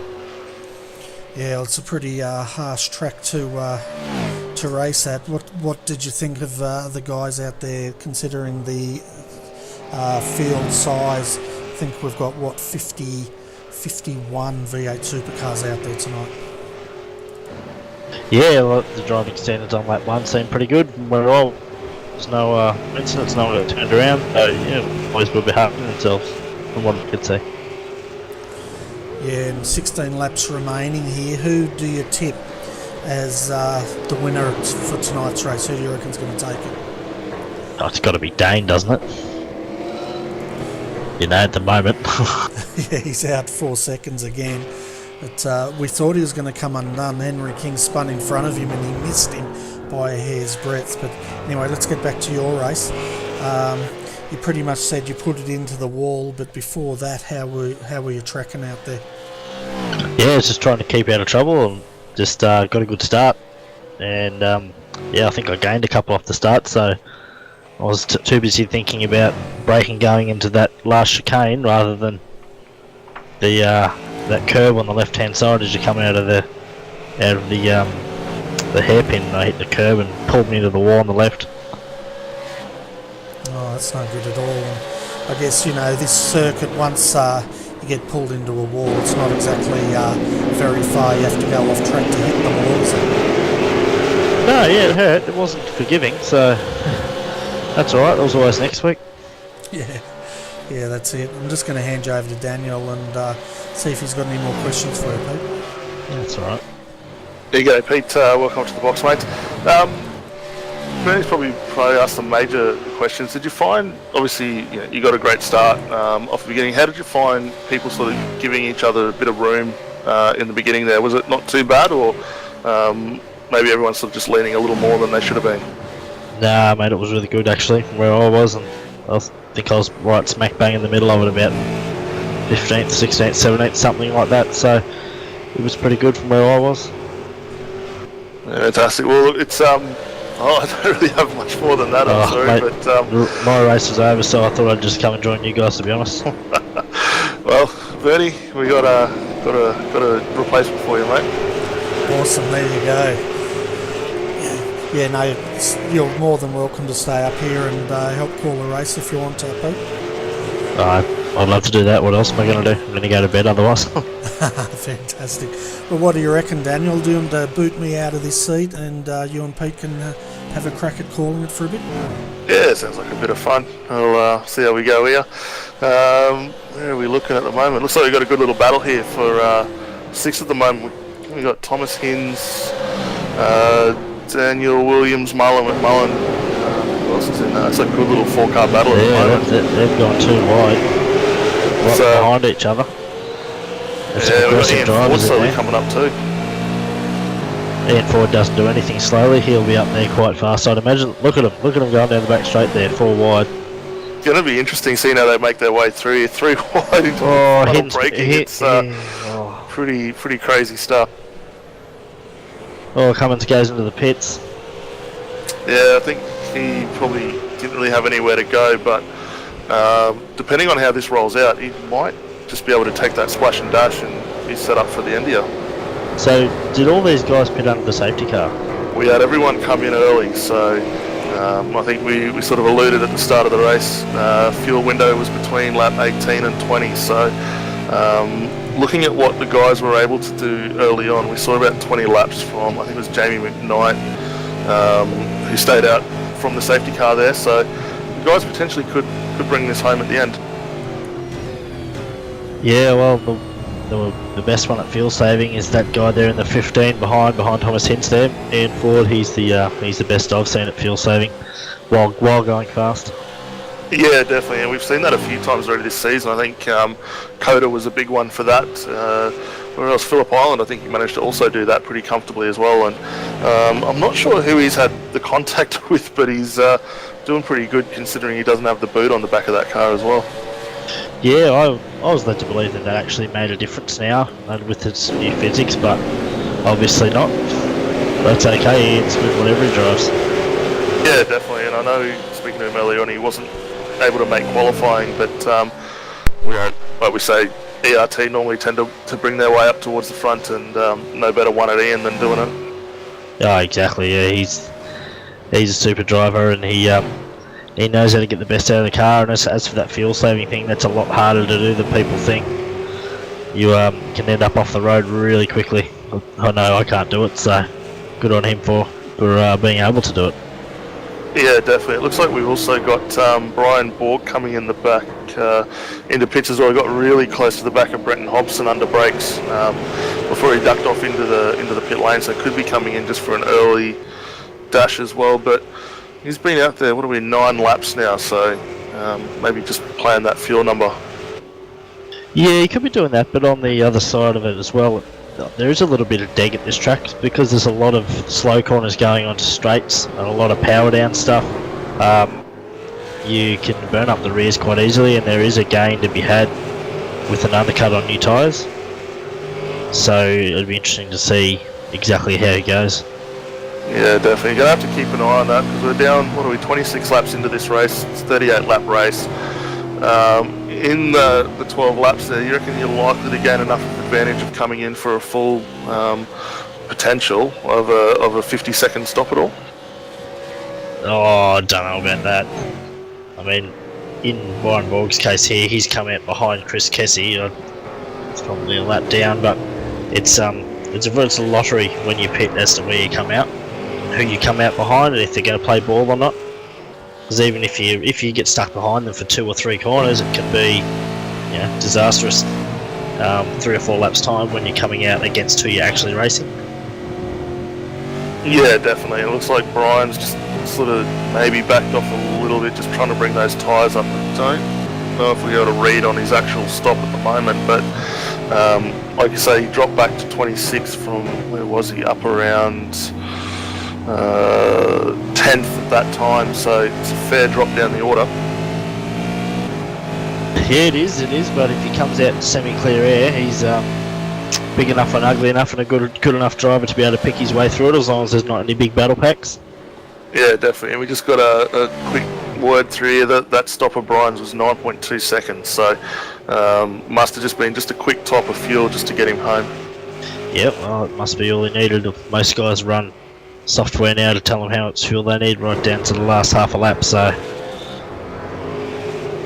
he'll be right, I'd say.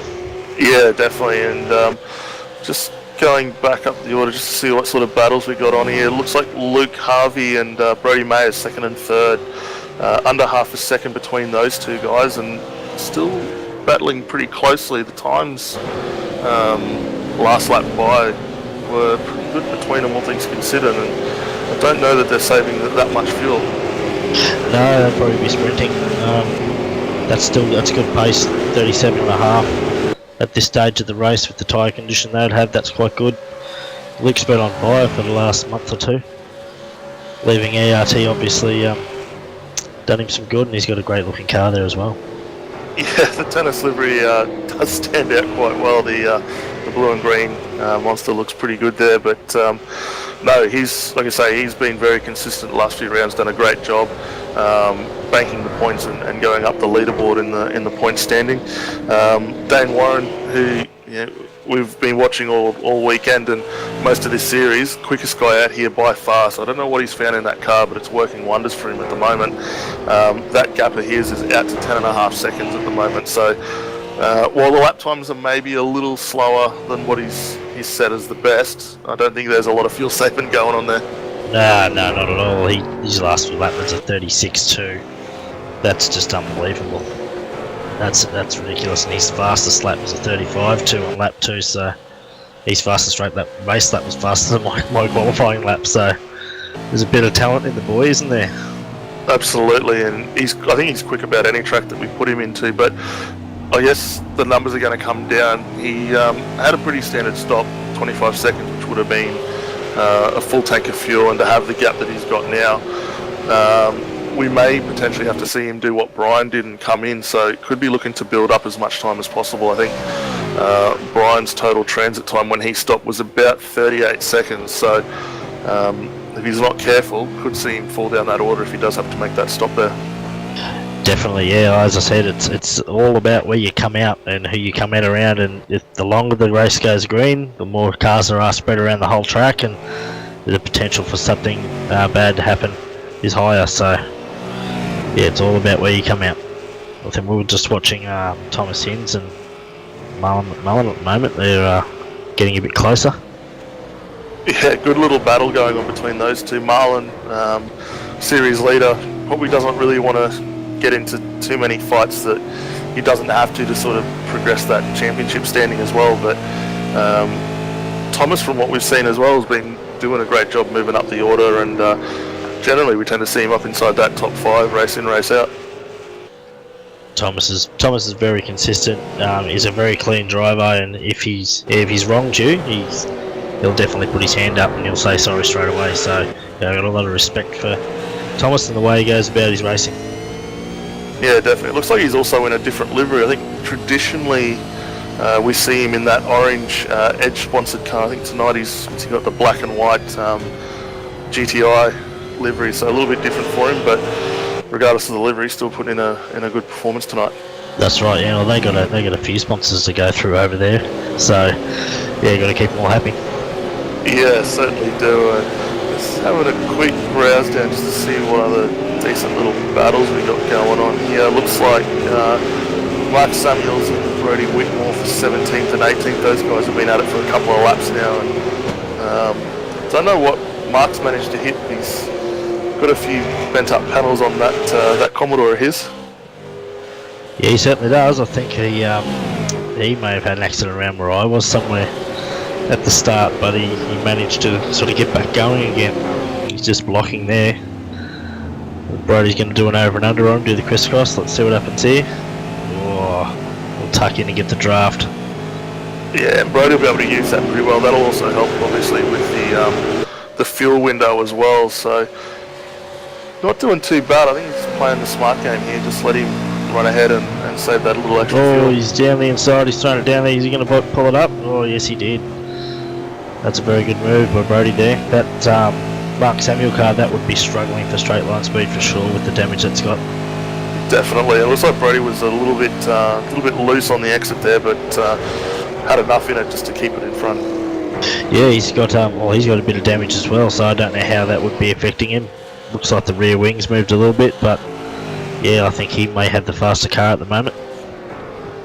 Yeah, definitely. They're going to get the eyes forward now. I think he's got Steve Varga just up in front of him in that retro livery on his car tonight, which looks pretty good out there. But Vargas has got a fair bit of a gap now. Yeah, he does. And that is a good looking car, even though I'm not really a Holden supporter. But that's a very good looking livery. We'll have to change your mind on that one, mate, and get you out in the car pretty soon. Just a guy that you don't normally see up in and around sort of top 15, David Kinmont. Just a bit of a shout out to him. He's drove very well tonight, stayed out of trouble, and it's good to see him up there. Yeah, and the car's looking pretty clean as well. I think that's a new livery on that vehicle tonight as well. But as you said, doing a great job out there. Not really putting a foot wrong. The lap times are pretty consistent, 1:38.8. So hasn't deviated too much from his quickest lap, but certainly will be looking to save that fuel as well. Yeah, exactly right. So it'd be interesting to see how this all plays out towards the end. The boys are sort of stretched out a little bit now. Yeah, certainly. Looks like back up the front here, you got Brody and Marlon still going at it as well for third and fourth. Yeah. Well, there's three of them now, isn't there? Yeah, you're right. Thomas Hin's in that. Ian Ford not too far behind as well. So now that he's cleared Riley and Daniel, he's still pushing forward. Yeah. I don't know whether that damage is slowing you down or not, or whether he's saving. You just don't know with him. Yeah, I don't think he's saving too much because his lap times are within a couple of tenths of what we're seeing from Dan Warren, so I don't think that damage is really affecting him too much. And the last lap of 136.9 compared to the boys in front doing 137.4s. It's a pretty big difference there.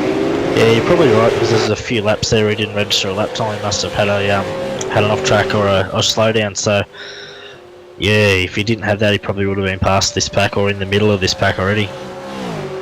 Yeah, definitely. So we're going to have a good little battle moving forward. I think those four cars, once they all get together, should be pretty good. It'd be interesting to see whether Thomas looks at making a bit of a move or sitting back and letting these boys sort of take care of themselves.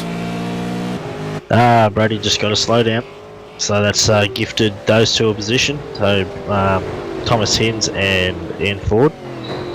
But Thomas isn't normally one to sit back, mate. If there's a chance, he'll take it. Absolutely, and now that Ian's managed to get past as well, let's really close that battle up there for fourth and fifth. Yeah, well, that's actually probably given Marlon a bit of breathing room. He's probably sitting there going, "Go Ian, go!" Yeah, as Ian just whacks the wall a bit more, so not going slow at all, and really good to see, especially sort of this point in time in the race. 32 laps down, 7 to go, I think we are at the moment. Yep. See, Thomas has caught up to Marlon a little bit. I think Marlon might be struggling with a bit of balance or a bit of tyre grip or something at the moment.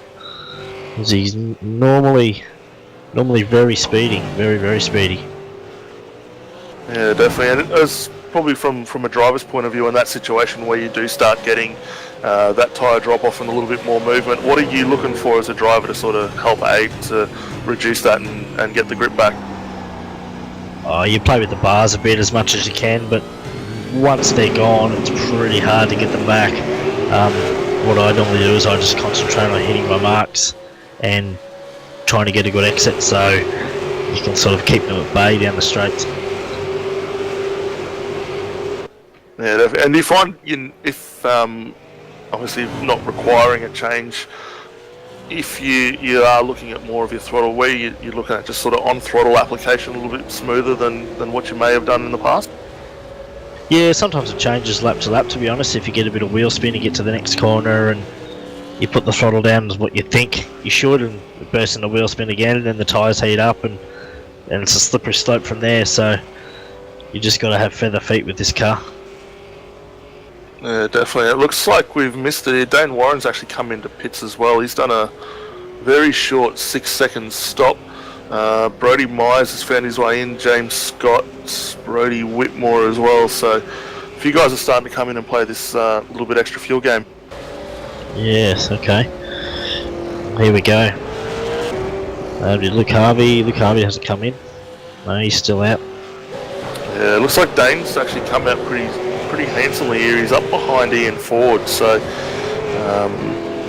should see him on the pace that he's had so far get back past. And well, I think watching these boys in front, Luke Harvey, Marlon, Thomas and Ian, we're going to have to keep an eye to see whether they do need to stop at this point.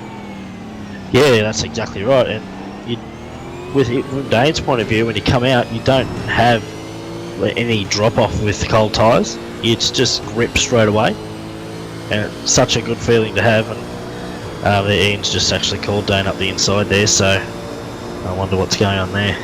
That's not normal from Ian. He must have damage. Yeah, it could be, or he's going to do the let Dane bring him back up through the field, and if he can tuck in behind, he might be able to do enough, especially we know how good he can save the fuel. Might still be able to bring this thing home. Yeah, well, that's a possibility, definitely. You can save fuel in a draft, and you can lift off the 3/4 throttle if you're in a draft down that big straight. You can save a lot of fuel that way. Yeah, definitely, and we've still got this battle, second and third respectively, Mullen and Thomas Hinds. That's still closing up pretty well. Should be alright. Let's let Luke Harvey sort of skip away now, and he's about 5.5 seconds up the road from these two.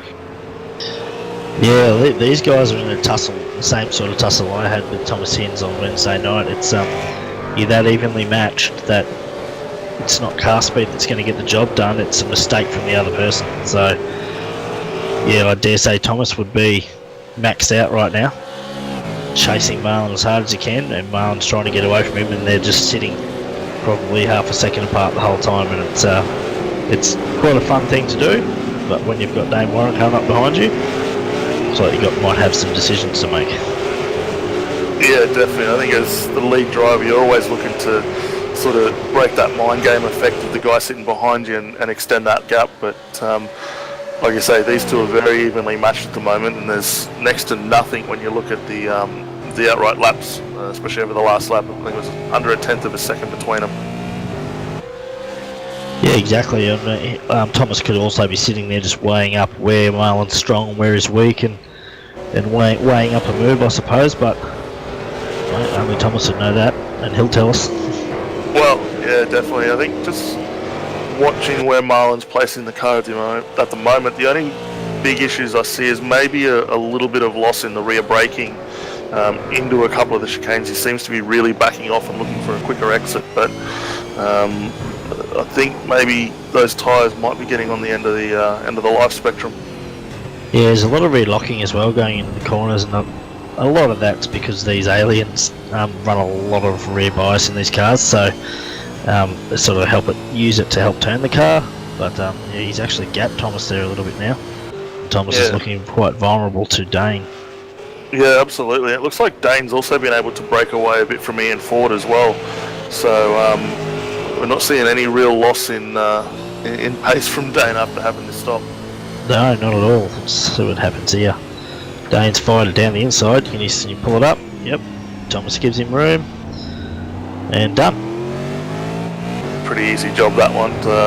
Maybe Dane will be up here again pretty quickly as well, but now that he's come in for that stop, you know, the times are really starting to reflect at a 1:36.2 last time by. I wouldn't be surprised if this one's a little bit quicker at the moment as well. Definitely, yeah. Well, as soon as he gets past Marlon, he'll be into the 35s for sure. The car looks very settled too. The way you can get it up over those curbs through the wall of champions, it doesn't seem to be fighting it too much either, which is going to help make overall lap speed as well. Yeah, there's definitely an art to getting over those curbs, just to getting the car square and basically running over them straight without getting a slow down. It's quite a hard thing to do. Definitely, I think I wouldn't be surprised here going up into this chicane that we see Dane getting up the inside if he gets half a chance. Yeah, I'm just wondering if Marlon is gonna defend it or not. See what happens here, because if he defends it, you know that sideways from Dane Warren, then that was a good catch. Yeah, you can see Dane looking to get on that throttle just that hair earlier, and he's really got him covered under brakes, just monsters up back behind him, but that little bit of a slip wouldn't have done his confidence that well. Oh, he's got, there you go, he's sending him down the inside there, so everyone's sidestepping Dane at the moment. So it's probably a smart thing to do, to be honest, because you know if you do battle, you're going to make yourself vulnerable to the people behind. So yeah, definitely. I think a lot of these guys, like you say, will let him through, try and maybe use that fuel saving on the draft, but we're already up to near on 20 laps out of this stint. I wouldn't be half surprised if these guys will need to come in before the end of this race. yeah, exactly. Well, we're about to start lap 37 now. I dare say Luke Harvey's good to go. He's not going to. He'll be able to make it. So Marlon, looks like Dane's got a lot of work to do there. 5.6 seconds. Yeah, but having said that, Dane was a second lap quicker last time by, so should close this gap down pretty comfortably. And if we're going to have to start seeing Luke get into the fuel saving window, that gap's going to diminish pretty quickly, I would imagine. Yeah, it will. it will, but yeah, getting past Luke's a whole different story. Definitely. It looks like Ian Ford seems to have stalled off a bit too in 5th position at the moment. Once Dane got by him, that sort of progression that he was having seemed to fall well off, and where are we? 1.4 seconds at the moment behind Thomas Hinds up there in 4th.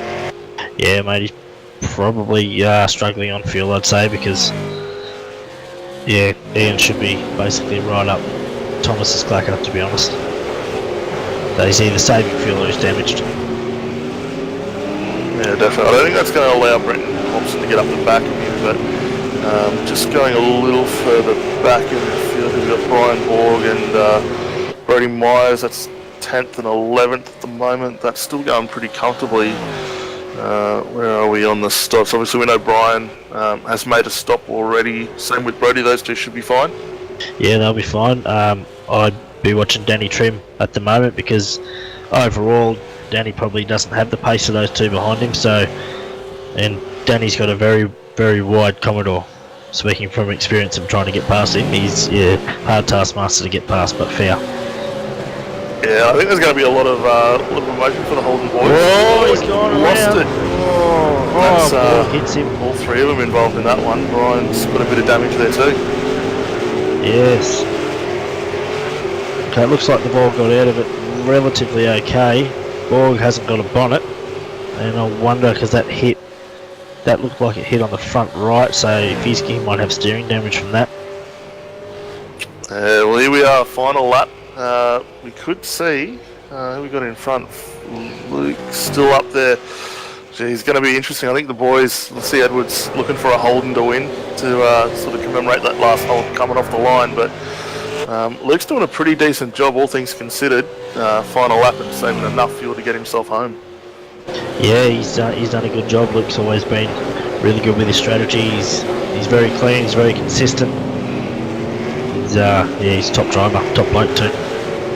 It looks like Robert Borden there just sidestepped, staying out of the way. We put that thing in the dirt. I'm not sure what quite happened there, but that's exactly what happened to me on that one. Yeah, great drive from Luke Harvey. He should come home quite comfortably here to take the win. Yep, he comes through the last corner.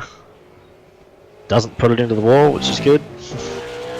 Very close, little bit of an exit, but yeah, great win to Luke Harvey there. Managed to save the fuel. 22 laps on that final stint. That's a hell of an effort.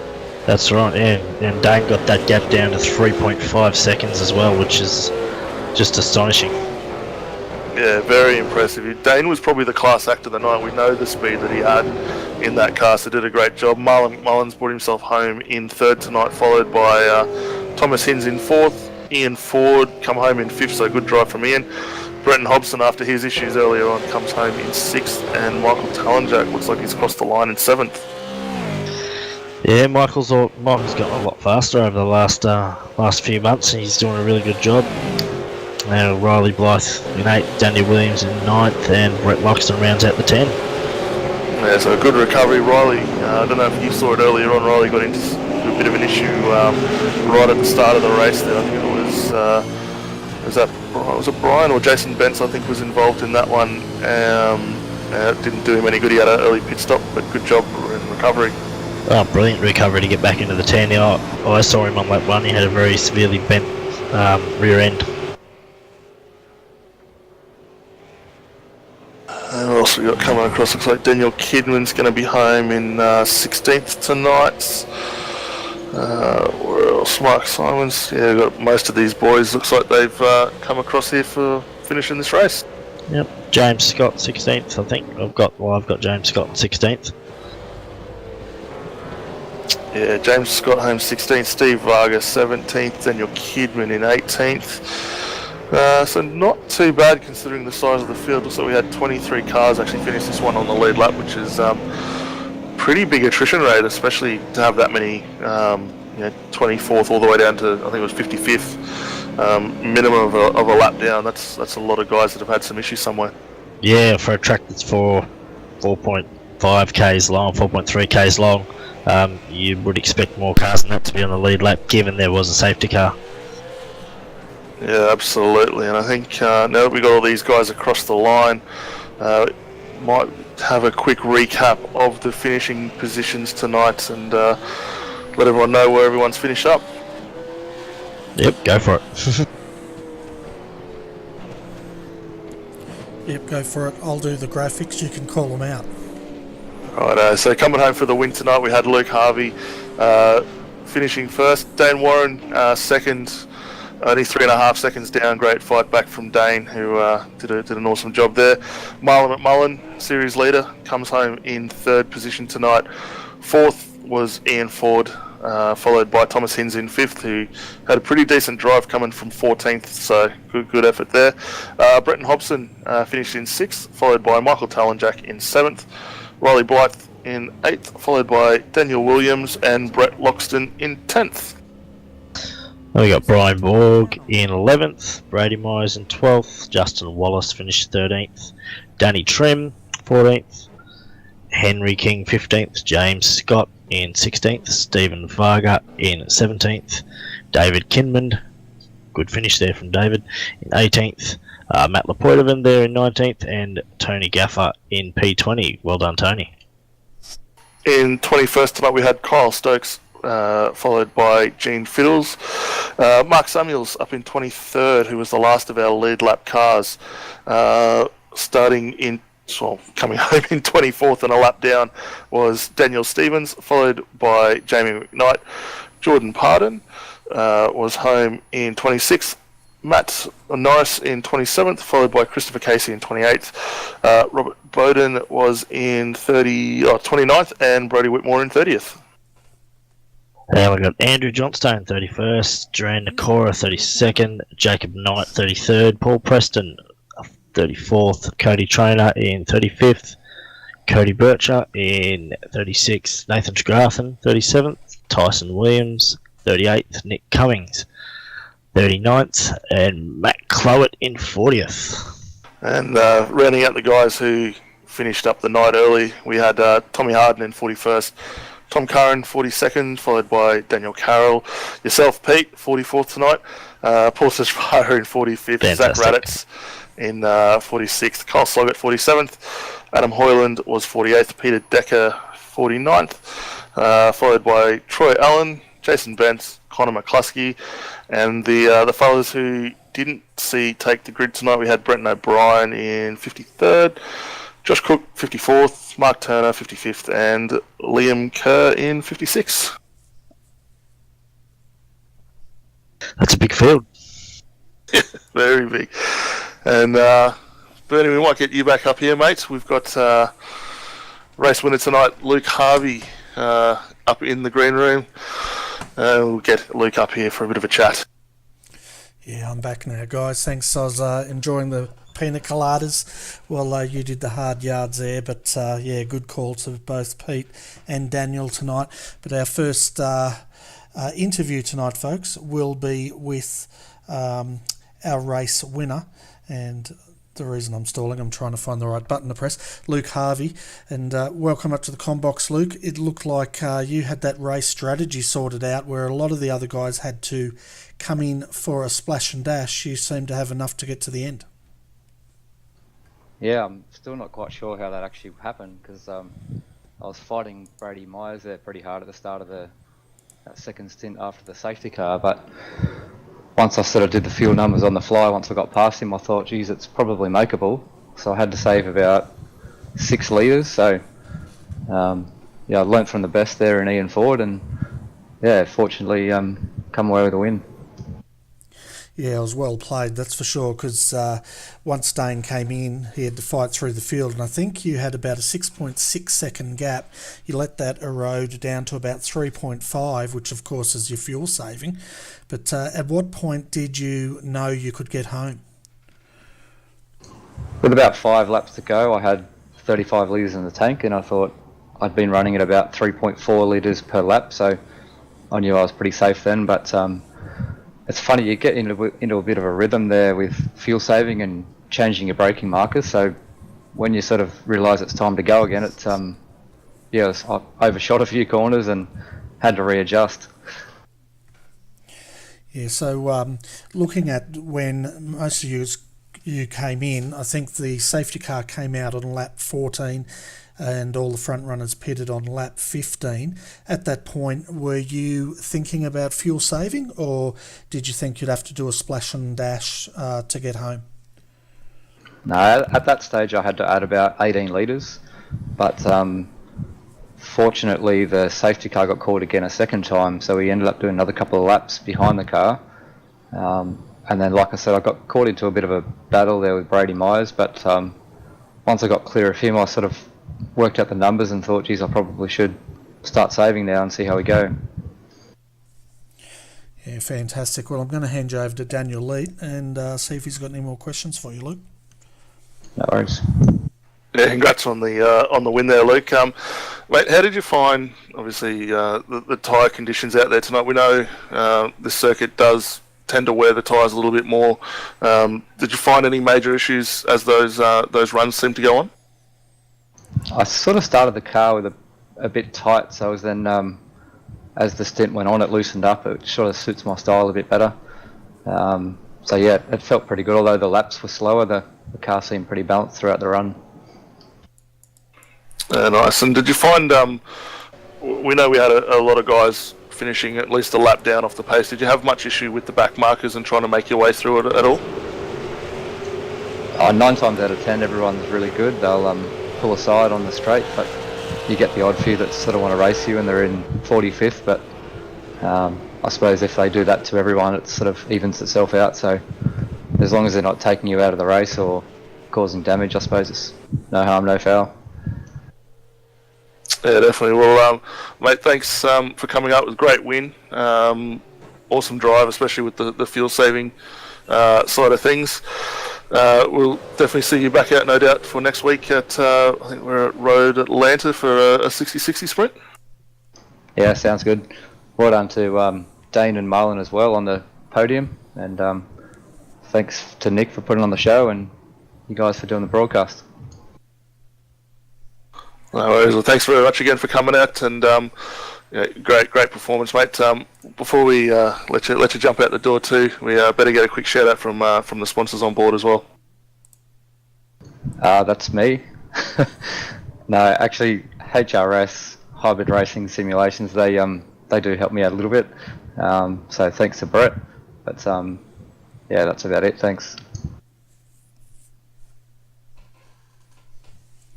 Fantastic, and I tell you what, Luke, I like the touch on the front of that car, the green-eyed monster. It looks like are actually 3 tennis balls, which is nicely done, mate. Yeah, I had to fit the tennis balls on there somewhere. Fantastic. And of course, folks, this is your own business, isn't it, Luke? You pretty much do tennis coaching, is that right? Yeah, that's right. We've got a tennis coaching business up in Harvey Bay, so when I started doing my own thing without a team, I thought I may as well put my own little car together and give it a run. Fantastic. So if anyone's in Harvey Bay and you want to go and learn some tennis or be coached, go and look up Mr. Harvey. I'm sure you'd look after him if they contacted you. Yeah, for sure. It's a lifelong sport, so we coach about 250 people a week, so it's enough to keep us busy. Wow, that's massive. Anyway, Luke, I'll let you go and savour the win. It was well driven, mate, and good strategy. So we'll catch you next week. Yep, thanks, guys. Catch you later. That was our race winner, folks, Luke Harvey.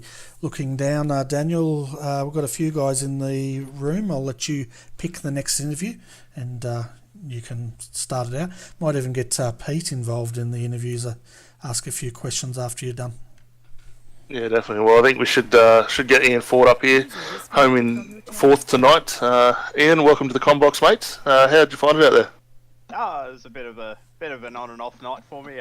Obviously facing backwards at the end of turn 1 was not the best idea, but you know, it was extremely good racing some of the guys down the back. I spent most of the first couple of laps side by side with people, and luckily enough we worked our way in with that safety car and sort of played our cards right and ended up at the front.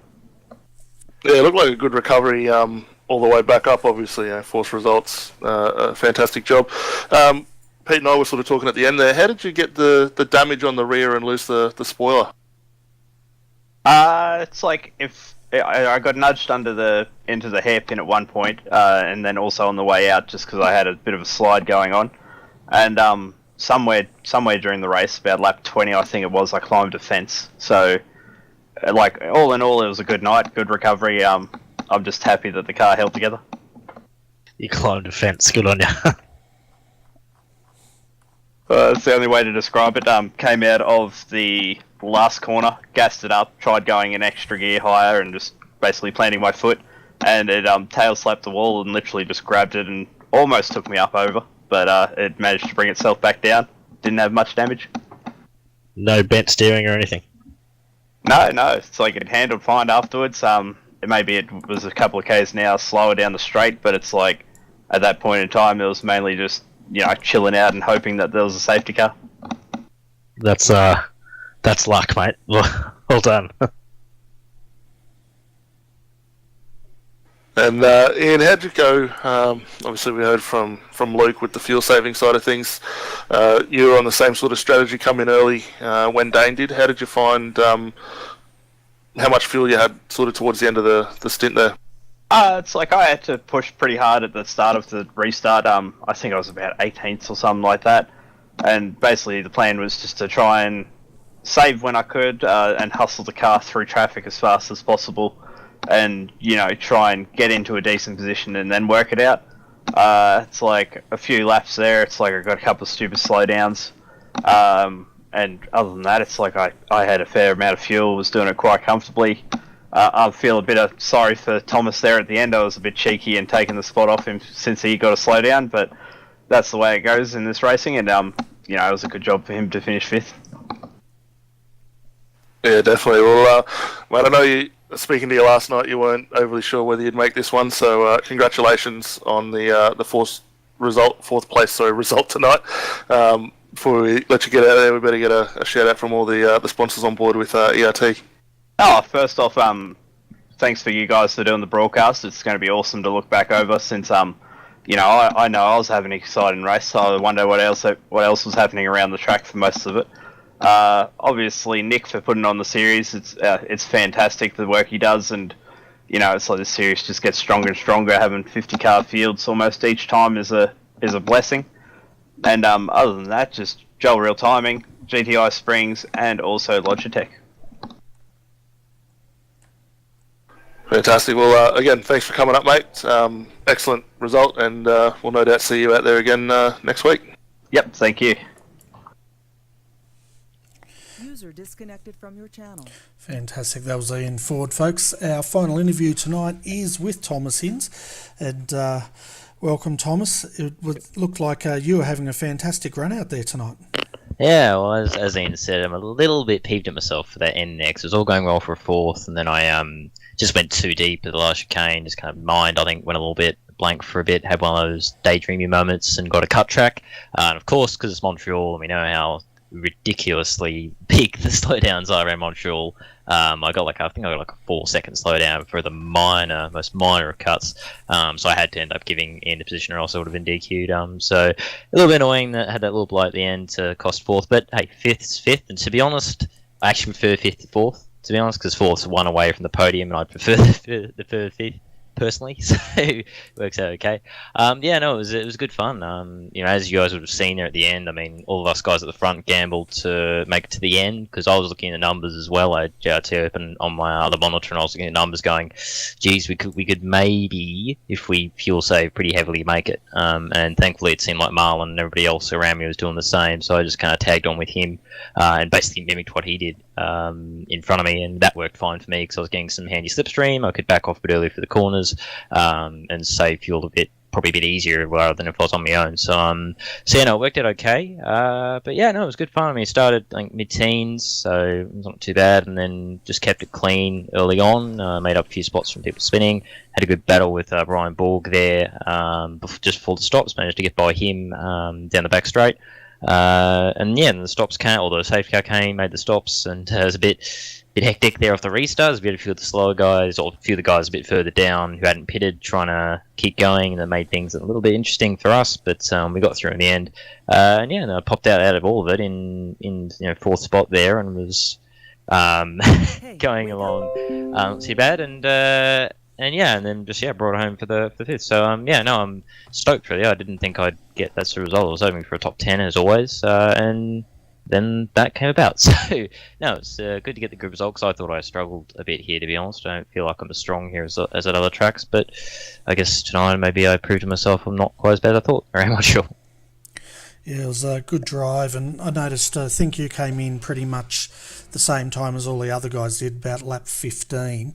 What was your plan at that point when you came in? Well, I think as I was actually thinking that we may need to do a splash and dash, because I looked at the numbers on JRT and I was going, gee, we're going to have to save effectively 2 laps worth of fuel, essentially. And I was like, that's going to be, at race pace, that's going to be a pretty tall ask to do. Even though it was the last half, because obviously the first few laps were going to be pushing to try and get through the traffic and not get past while everyone was close, which obviously limits the fuel saving you can do. But I was thinking we'd have to splash dash, was my initial assumption. But after a while, and when I was looking at the numbers and how it was all sort of panning out, I was like, gee, we might just be able to sneak it and just make it. And as I said, I think because Marlon and pretty much everyone else up at the front around me was doing the same thing, I thought, well, I've got to try, because if I don't fuel save, I'm going to just drop back and then throw away potential top 5. So I thought I've just got to go for it and hope for the best. And yeah, in the end, I managed to just make it. I think I had about half a litre on the line as a cross, so just bang on point. So no, I'm pretty happy that they all worked out, because I haven't really had to fuel save too much in other races in the V8. Most of them haven't really required it, but it was a good challenge for sure to have to take that into consideration for such a long time as well, while you also had the likes of Dane and others coming through or battling you as well. Yeah, and for the viewers that aren't really familiar with how you fuel save, can you just give a very layman term to them? Pretty much, how do you fuel save in a V8 supercar? Yeah, well, the one I usually use, and what most of us would do, and what Marlon and me were doing, is lifting off early, so lift and coast, of course. If you watch F1, you'll hear it a lot in F1, so it's where into a corner into the braking zone, rather than just accelerating all the way and then straight on the brakes, you accelerate, let off a bit early, let it roll in, and then start braking, and that little point where you're not using those rollers is saving you those extra extra maybe 0.1 of a litre, 0.2 of a litre over a whole lap. That can end up being enough to get you through a race. That's sort of the main one that I use anyway. I don't think short shifting rear does too much. You can be a little bit easier out of corners on the throttle, but I think lifting coasting really is the most effective way to do it, from what I saw today and what I kind of already knew anyway. That was what me and Marlon were doing. Like down the back straight, we were letting off probably about 50 metres before the braking zone. Both of us were just letting right off and letting it coast right in. And even though we were doing that, we weren't losing that much time in reality, compared to when you're going full bore, or not as much as you might think you would when you let off that early. So that's sort of the main way that I think we're all doing it, and it seemed we managed to, or a few of us sitting at the front managed to make it work, which was made it very interesting. I think it was a good little ending to that, to have some of us fuel saving, some going full bore. It was a interesting mix to finish it off. Yeah, fantastic. Well, I'm going to hand you over to Daniel and see if he's got any more questions for you, Thomas. Okay, Thomas, congratulations, mate. Obviously, slow down at the end. Maybe not exactly what you wanted, drop back from 4th to 5th, but no, excellent job. I think you've pretty much covered off all the main points there, mate. As always. I don't know if Pete had a question or anything for you at all. Might be where's Pete's take? Not really, mate. I just remember something similar happening to Thomas on Wednesday night at the last corner there. I don't know if Thomas remembers that or not. Yeah. I did, yes. I was commenting in the commentary, to be honest, you and Marlon, it looked like you guys were both maxed out together, pushing hard, but were you kind of happy sitting behind him, saving some fuel, hoping he might run out? Yeah, I think that was, my thinking was I was kind of hoping, because I knew I was close and I was in his slipstream, so I was getting that extra kind of toe of maybe being able to lift off just that bit earlier than he was, so I was hoping that he was a little closer than me, but obviously he had it planned out as well, so it was all good from his end. But yeah, I was kind of just hoping, sitting back, happy to just save fuel, and I was going to try in those last lap or two to sort of go for a move then, and hopefully, basically just hope I had that little buffer so I could, push a bit, make the move, and then save and defend at the same time. But unfortunately Dane came through and that sort of gapped us a bit, and then a couple of lap traffic cars was sort of got in my way in a little bit of an awkward spot, so I ended up losing a little bit of time there, and he just had enough of a gap that I wouldn't have been able to get him even if I didn't get the slowdown. So yeah, no, it was it definitely was an interesting race. It was actually good to sort of be keeping with the likes of Marlon. I know he was saving fuel, but it was good to be up there, with the likes of him and Ian Ford and those guys because it was just a lot of fun. Really enjoyed it. It was not as carnage filled as I thought. 50 plus cars around Montreal would be, which is again big kudos to the league and how it's run as well. Yeah, no, absolutely. The when you're following Marlon around there, were you weighing up where you could possibly make a move, where you were strong, where he was weak, or anything like that? Yeah. Well, I think the hairpin was one place I was noticing with most people. I was getting a lot of time under braking, and just in the mid corner, and even down at the final chicane as well. I seemed to be pretty strong. It was kind of in those back half areas, but obviously, unless you get alongside early, it's pretty hard to make a move into that last chicane. And that was where I was probably going to end up lining him up if I did, or if I could, if it all worked out. But obviously, it didn't quite. But yeah, I was definitely having a look at where I was keeping with him better or easier, and where he was kind of getting away a slight bit. Well, it looked like he was running a lot of rear bias from my point of view, anyway, and he was backing it into a lot of the corners. Yeah, I think you're right. Yeah, I think I usually run actually a bit more forward than most others do. Just with the way I brake. So no, yeah, that probably wouldn't be wrong. To be fair. Fantastic. Well, Thomas, before we let you go, mate, do you want to give a shout out to all your sponsors? Indeed, yeah. So I can actually shout them out, and they're there, unlike last night because of GoPro Truck. So Race Centre GTI, Purple GTI 2, with the awesome delivery that I run here for this and in the V8 in general, and Carney as well, the main three. Big thanks to them for sponsoring the team and the car and all that good stuff. Big thanks to well to JP. I'm just going to give a shout to him as well because he put on the back wing there that little personalisation with my nickname there and that. So big thanks to JP for putting that on there because I just wanted him to. I just asked if he could, and he did it without hesitation and very quickly. So big thanks JP for that. And as always, just big thanks to the team for being the awesome people they are. I know I think Sean's over in the Gold Coast at the moment watching the V8, so I think he's having a great time with a few other blokes who drive the V8s. So I'm hoping he's having a good time. And yeah, I look forward to next week and yeah, bring on more V8s. And again, thank you guys as well for the awesome broadcast. Fantastic. Well, once again, mate, congratulations. No doubt we'll see you back out in the trucks on Thursday night. Indeed, should be fun. Look forward to it. Fantastic. Well, folks, that was Thomas Hens, and that's our final interview for tonight. I think I'll have a look in the room. Is that our final interview, Daniel? Yeah, mate, that's it. Awesome. So, folks, speaking about sponsors, we need to give a massive shout out to Pagny and Advanced Simulation because, Daniel, pretty much the guys are racing for a very generous prize, aren't they? Which is that next level racing F1 GT, Formula 1 and GT Simulator valued at $699. Yeah, awesome bit of kit. Can't thank them enough for what they're doing and putting on for the participants. It's great to see companies like Pagnium and that getting on board and helping promote this esports. So whoever ends up the lucky winner of this is in for a great Christmas and going to have lots of fun resetting up in a very comfy seating position. Yeah, definitely. And the prize, folks, for the viewers joining us tonight for the first time, the prize does not go necessarily to the winner of the championship, does it? No, not at all. So the guys do earn points for finishing positions. They can lose points for incidents and penalties along the way. So depending on how they go, will affect it. We're lucky enough that we get to give a bonus nomination, if you might say, which is quite handy as well. But like I say, it's not open to just the guys who win the race. It's open to anyone who participates.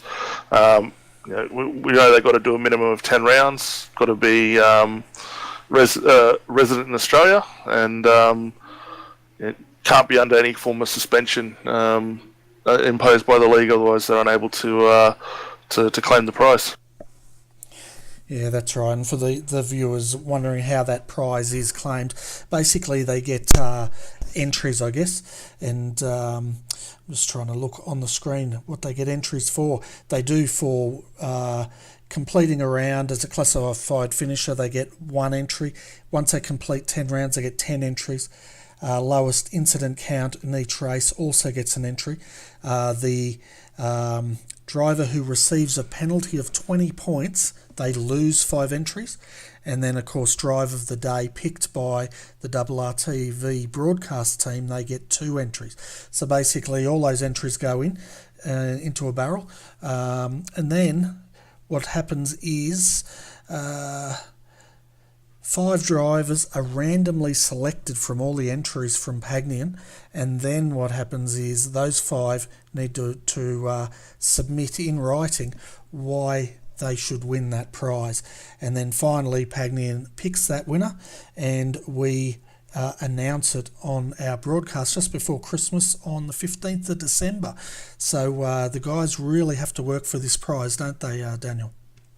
Yeah, definitely. And looking at the way it's structured, it's not a overall winner type deal. So a lot of variable in it. A lot of it will also come down to those top 5 have got to put in a good case forward as to why they deserve it and should get it. And at the end of the day, Pagnian are going to have some good candidates to select from, and someone's going to have a pretty nice bit of kit once it's all done. Yeah, and that's what I like about the this idea of the prize, is that it does end up going to the person that participates the most, and really at the end of the day is most deserving. That does not necessarily mean the winner. It could be any of them, and you can't get much fairer than that, I don't think. No, not at all. And it's a great way to do it. It's a novel concept that we don't really see it with any other series. So for the guys here at the AOSC and Pagnian to put it on the way they are, massive shout out to those guys for doing it the way they are. Yeah, exactly right, and that's why this prize, I think, fits so well with this series, because this series is all about getting out there, having fun, no matter where you are in the field, and enjoying the experience, and that prize definitely fits. But getting down to the business end of the night, I'm actually going to throw it to you guys. Since you called the last half of the race, you've got to pick drive of the night.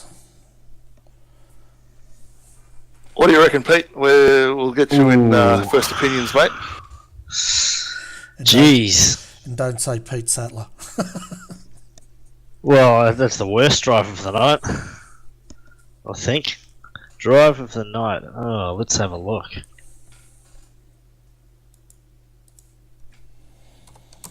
I think if we were to have a look on overall positions gained, you'd be a pretty close bet between the likes of Stephen Varga and Daniel Stevens. Those guys jumped 22 places through the course of the race, be it assisted by issues or what. That's still pretty impressive. I don't know. There's some good fighting. Luke Harvey going through with the fuel save, or Dane Warren as well with the speed. I mean, I like to look at guys that have good results that don't necessarily finish in those spots that often. So, it's a good drive by people like Justin Wallace or James Scott, and same as Varga as well. Even Matt Lepoitovan, 19th. That's a good effort from him, but I think I'm going to go James Scott. Yeah, James. What was James up 6 spots, 16th? Good turnaround. He's didn't look like he had much in the way of incidents either. It was very low, so it's a great driving from him. I'm going to go a bit of a curveball. I reckon go with Matt Lepoitovan. Very quiet driver here in the series. Keeps his nose clean, drives very consistently. 14 spots gained, which is a great effort from him. And we've sort of been lucky enough to see over the course of the year he's got very strong with his driving, and the results are starting to show for him.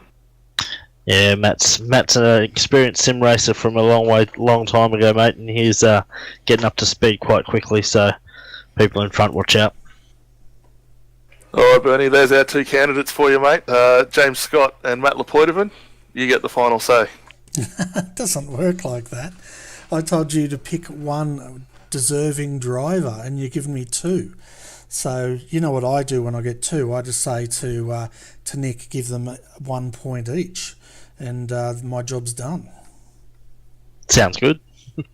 Yeah, I think Nick can accommodate that one. So 1 point to James Scott tonight, and 1 to Matt Lepoideman. So great effort from those two fellas. Yeah, fantastic. So, Nick, wherever you are, mate, jot that down, and 1 point to each of those guys for a fantastic effort. And pretty much brings us to the end of tonight's race, Daniel. But before we go, I'll just get your final thoughts from yourself and then from Pete, and then we'll wrap it up. I probably don't have a lot in final thoughts, to be honest. Dane Warren, as always, very quick and consistent with his driving. A little unfortunate with the way the fuel ran, but Luke Harvey, Marlon McMullen, 2 guys we traditionally see week in, week out, right up at the point end of the field, and for Marlon, it's just gaining on the points. So consistency as always. Might not be the quickest guy out here, but banging home good results and doing an awesome job to take out that series. Yeah, he definitely is. He's doing this a consistent way, isn't he, where Dane's approaching it by going for the wins, and it's going to be interesting to see out of those two who does come away with the series, or if someone else jumps up and tries to make a play for the crown. But Pete, what were your final thoughts on tonight? Oh, mate, just the general driving standards in the boys tonight was very good. There's obviously going to be accidents a lot, given that there's concrete walls lined around this track everywhere. So, it can be a bit difficult to stay out of the crap, I should say. But driving standards are very good. It's about all I've got, aside from people not trying to not catching the safety car fast enough when it's out. That is becoming a little bit of an issue that might have to be looked at. Okay, yeah, they might need to look at that. I guess they're trying to do some sort of strategy, are they, and make it play in their favour. Is that what's going on? Oh, mate, to be honest, I don't know why. I know you probably would back off a little bit, because sometimes when you're racing, you come close to crashing a lot when the safety car comes out and you're trying to catch the back of the line. You're not going to go, 100%, but 95%. I'd expect that. You got to catch the safety car, and I think in the future, I don't know how we do it, but we'll probably look at penalising people that do that. Yeah, fair enough indeed. And I tell you what, guys, the crowd-funded PC worked and did a sterling job. So once again, thank you to everybody in the community that backed the crowdfunding. Without you guys, it would not be possible to broadcast at this quality. The next question I've got for you guys, it's an ongoing project for me, and making sure we get the most out of the gear that was donated, but I'll put it out to the community. What is the next thing you'd like to see RRTV do to improve our broadcasts? We've got the resolution now, and of course there's a lot of other things in the background, but if you've got any ideas, send me a message on Facebook and we'll see if we can accommodate them. But Daniel, we had 52 V8 supercars, and I don't think the computer even choked on it, which was good.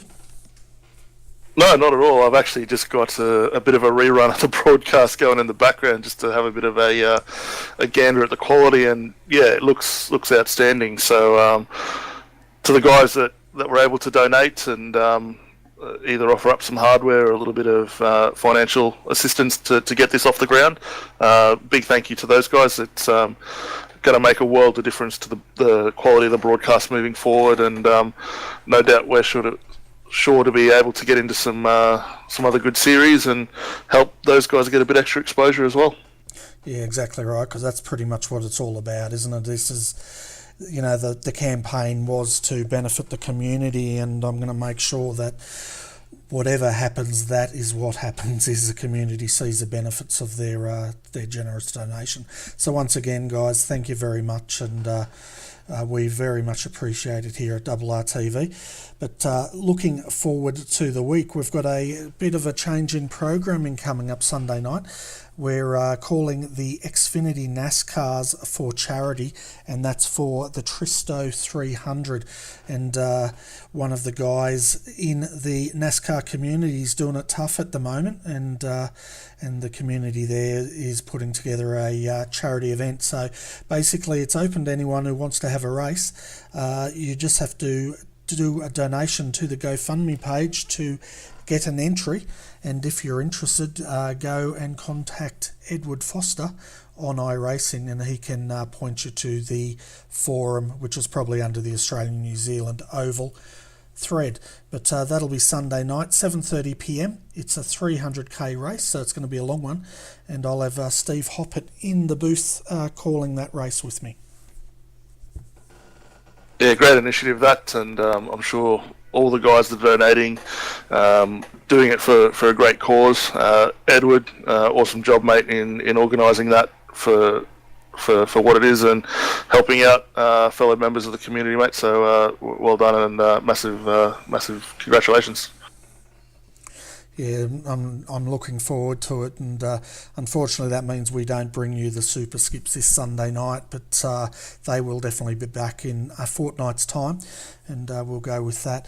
But anyway, Daniel, thanks once again, mate, for jumping in the combox. It's been a while, but you jumped in as if you hadn't left the joint, and also Pete, a big thanks to you too, mate.